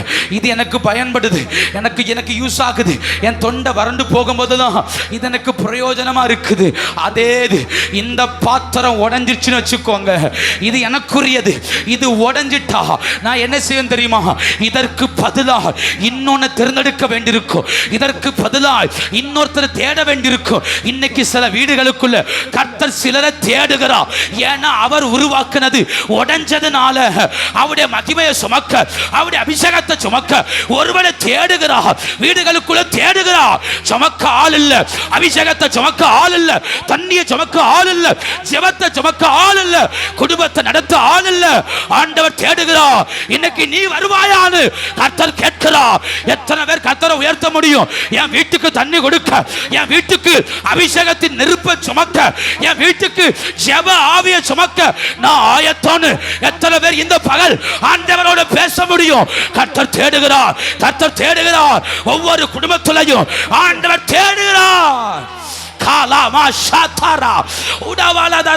கர்த்தர் சொல்றார், இனி நெருப்பு இல்லாம இருக்காத, இனி தண்ணி இல்லாம இருக்காத. என் கண்கள் ஒருவனை தேடுகிறது. ஒரு நெருப்பு சட்டிய, ஒரு நெருப்பு சட்டிய. கர்த்தர் தேடுவது ஒரு நெருப்பு சட்டிய. நீ ஆயத்தமா, நீ ஆயத்தமா? அபிஷேகத்தை சுமக்க, மகிமையை சுமக்க, கிருபையை சுமக்க நீ ஆயத்தமா? காலாமா ஷாத்தேரி ஊடாதாரா ஹதாரகத்துடா ஔடாமானாதாராதேரே. எத்தனை பேர் கர்த்தரை உயர்த்துறீங்க? ஓ, நான் கர்த்தருடைய பாரத்தை உணர்கிறேன். இந்த பகல் வேளையில் பரிசுத்த ஆவியானவர் தேடுகிறாரே, தேடுகிறதை நான் உணர்கிறேன். என் குயகலங்கள் எல்லாம் உடைந்து கிடக்கிறது, என் பாத்திரங்கள் உடைந்து கிடக்கிறது. இந்த வீட்டுக்குள்ள நெருப்பை கொண்டு போக ஆள் இல்ல, இந்த வீட்டுக்குள்ள தண்ணியை சுமக்க ஆள் இல்ல. அதனால அந்த குடும்பத்துக்குள்ள சிலரை தேடுகிறார், வாலிபனை தேடுகிறார், வாலிப பிள்ளைகளை தேடுகிறார், பெரியவர்களை தேடுகிறார். மகிமையை சுமக்க ஒருவன் உண்டோ? எத்தனை பேர் ஜெபம் பண்ண முடியும்? நான் வர்ற ஆண்டவரே, நான் சுமக்கிற ஆண்டவரே, கிருபையை சுமக்க நான் ஆயத்தம், அபிஷேகத்தை சுமக்க நான் ஆயத்தம், என் வீட்டுக்குள்ள தண்ணியை சுமக்க நான் ஆயத்தம், ஜெப ஆவியை சுமக்க நான் ஆயத்தம்.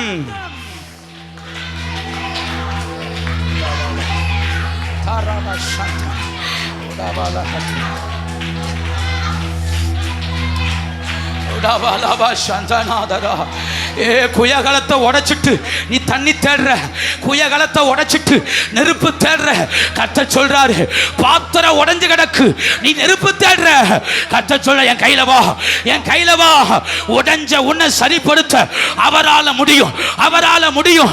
உன்னை தூளாக்கி திரும்ப மிதித்து திரும்ப நசுக்கி திரும்ப உன்னை பாத்திரமாய் வணைய அவரால முடியும். எத்தனை பேர் கர்த்தரை உயர்த்துற, எத்தனை பேர் கர்த்தரை உயர்த்துறீங்க? இந்த மத்தியான வேளையில ஆண்டவர் கையில விழுந்துரு, கர்த்தர் கையில விழுந்துரு.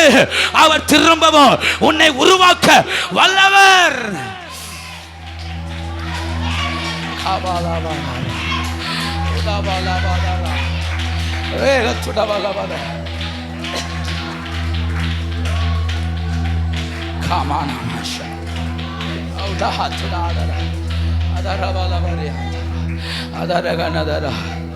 நெருப்பு சட்டில நெருப்பு இல்லைனா எப்படிங்க தீ பற்றி எரியும்? எப்படி வீடு பற்றி எரியும்? யா உத்தரவும், யா பிரச்சனை, யா போராட்டம், யா நெருக்கம். கரெக்டு தான். ஜெபம் எங்க? அபிஷேகத்தை எங்க? தேவன் கொடுத்த கிருபை எங்க? தரிசனங்கள் எங்க? எல்லாத்தையும் உடைச்சிட்டு நம்ம மட்டும் உட்கார்ந்து இருக்கிறோம். அதனால தான் தண்ணி இல்லை, தாகத்தால் வறண்டு போகிறோம், போராட்டங்களால் வறண்டு போகிறோம், நம்முடைய வாழ்க்கை தோத்து போகிறது. இந்த பகல் வேளையில் கர்த்தர் யாரை தேடுகிறார் தெரியுமா? வீட்டுக்குள்ள ஒரு ஜெப ஆவியை சுமக்கிற ஒரு பாத்திரம், வீட்டுக்குள்ள அபிஷேகத்தை சுமக்கிற ஒரு பாத்திரம், வீட்டுக்குள்ள தேவனுடைய பரிசுத்தத்தை சுமக்கிற ஒரு பாத்திரம், வீட்டுக்குள்ள ஒரு சுத்திகரிப்பை உண்டாக்குகிற ஒரு பாத்திரம். அந்த பாத்திரத்தை கொண்டு அந்த வீட்டை அவர் ரட்சிப்பார். அந்த பாத்திரத்தை கொண்டு அந்த வீட்டை அவர் அனல் மூட்டுவார். அந்த பாத்திரங்களை கொண்டு அவர் செயல்படுவார். அந்த வீடு மகிமையாய் மாறும்.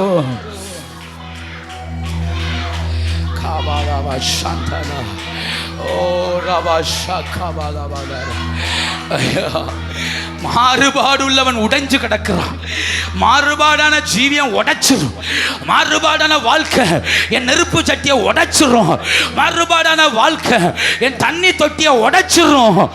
ஆனால் குயவன் கையில விழுந்து கிடப்போமானா, குயவனோடு இணைந்து கொள்வோமானா, நம்மளை மகிமைப்படுத்தி நடத்த அவர் எத்தனை உண்மை உள்ளவர், அவர் எத்தனை உண்மை உள்ளவர். நம்மளை பலப்படுத்தி நடத்த அவர் எத்தனை பெரியவர். கொஞ்சம் ஜெபம் பண்ணுவோமா? கொஞ்ச நேரம் கர்த்தருடைய சமூகத்தில் ஆண்டுடைய முகத்தை நோக்கி பார்ப்போமா? உடபாலமா சந்தனா அதரக துடாதரா. கொஞ்ச நேரம் கர்த்தரை உயர்த்தணும். இனி கர்த்தரை உயர்த்தணும், இனி ஆராதிக்கணும், தேவ நாமத்தை மகிமைப்படுத்தணும். இனி குயவண்டி அபிஷேகம் நம்மளை மூடணும், நம்மளை மூடணும். இன்னைக்கு ஒரு பாத்திரமாக, ஒரு பாத்திரமாக, மகிமையின் பாத்திரமாக கர்த்தர் நம்மளை உருவாக்குவாராக, உருவாக்குவாராக. எல்லாம் ஜெபம் பண்ணுங்க பார்க்கலாம். என்ன ஒரு பாத்திரமாய் கர்த்தர் உருவாக்குவாராக. நீதான் நெருப்பை சுமக்கணும், நீதான் தண்ணியை சுமக்கணும், நீதான் அபிஷேகத்தை சுமக்கணும், நீதான் கிருபையை சுமக்கணும். கர்த்தரை துதிங்க பார்க்கலாம், கர்த்தரை உயர்த்துங்க பார்க்கலாம். குயவன் கையில் இருக்கிற களிமண்ணை போல ஒப்புக்கொடு, ஒப்புக்கொடு.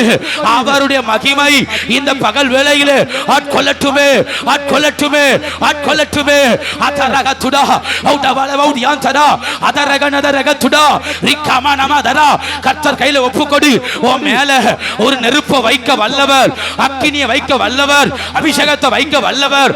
அந்த வீட்டுக்கு, அந்த குடும்பத்துக்கு பிரகாசம் உள்ளவனாய் மாற்ற கர்த்தர் வல்லவர்.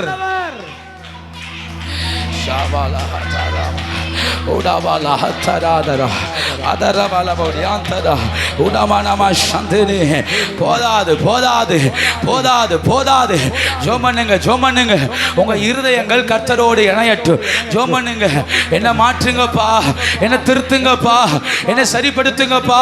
மகிமையை சுமக்க வேண்டியனா, கிருபையை சுமக்க வேண்டியனா உடைஞ்சு கிடக்கிறேனே, என்ன சரிப்படுத்துங்க, என்ன சரிப்படுத்துங்க. எத்தனை பேர் ஜெபம் பண்றீங்க? எத்தனை பேர் ஜெபம் பண்றீங்க? என் கட்டாயத்தில் ஜெபிக்காதீங்க. உண்மையா ஜெபம் பண்ணுங்க, உண்மையா ஜெபம் பண்ணுங்க. எல்லாத்தையும் உடைச்சிட்டு எப்படிங்க அற்புதத்தை பார்க்க முடியும்? எல்லாத்தையும் உடைச்சிட்டு எப்படிங்க கிருபையை பார்க்க முடியும்? எல்லாத்தையும் உடைச்சிட்டு கர்த்தருடைய செய்கைகளை எப்படிங்க பார்க்க முடியும்? இன்னைக்கு ஜெபம் பண்ணுங்க. ஆண்டவரே, நான் உடைச்சது உண்மை, நான் உடைச்சது உண்மை, திரும்ப என்னை கட்டுங்க, திரும்ப என்னை உயிர்ப்பீங்க. குயவனே, என் மாறுபாடான எண்ணங்கள் மாறட்டும், என் சிந்தனைகள் மாற்றும். ஆண்டவரே, என்னை உருவாக்கும், என்னை உருவாக்கும், என்னை பாத்திரமாய் மாற்றும், என்னை உமக்கு உகந்த பாத்திரமாய் கர்த்தர் மாற்றுங்க. உடைஞ்ச என் வாழ்க்கைய உருவாக்குங்க, உடைஞ்சு போன என் ஜீவியத்தை மாற்றுமே. ஷாபாலா உடாபாலா அதரக துடாபாலா கபாலா பாதரபா உடியாந்தரா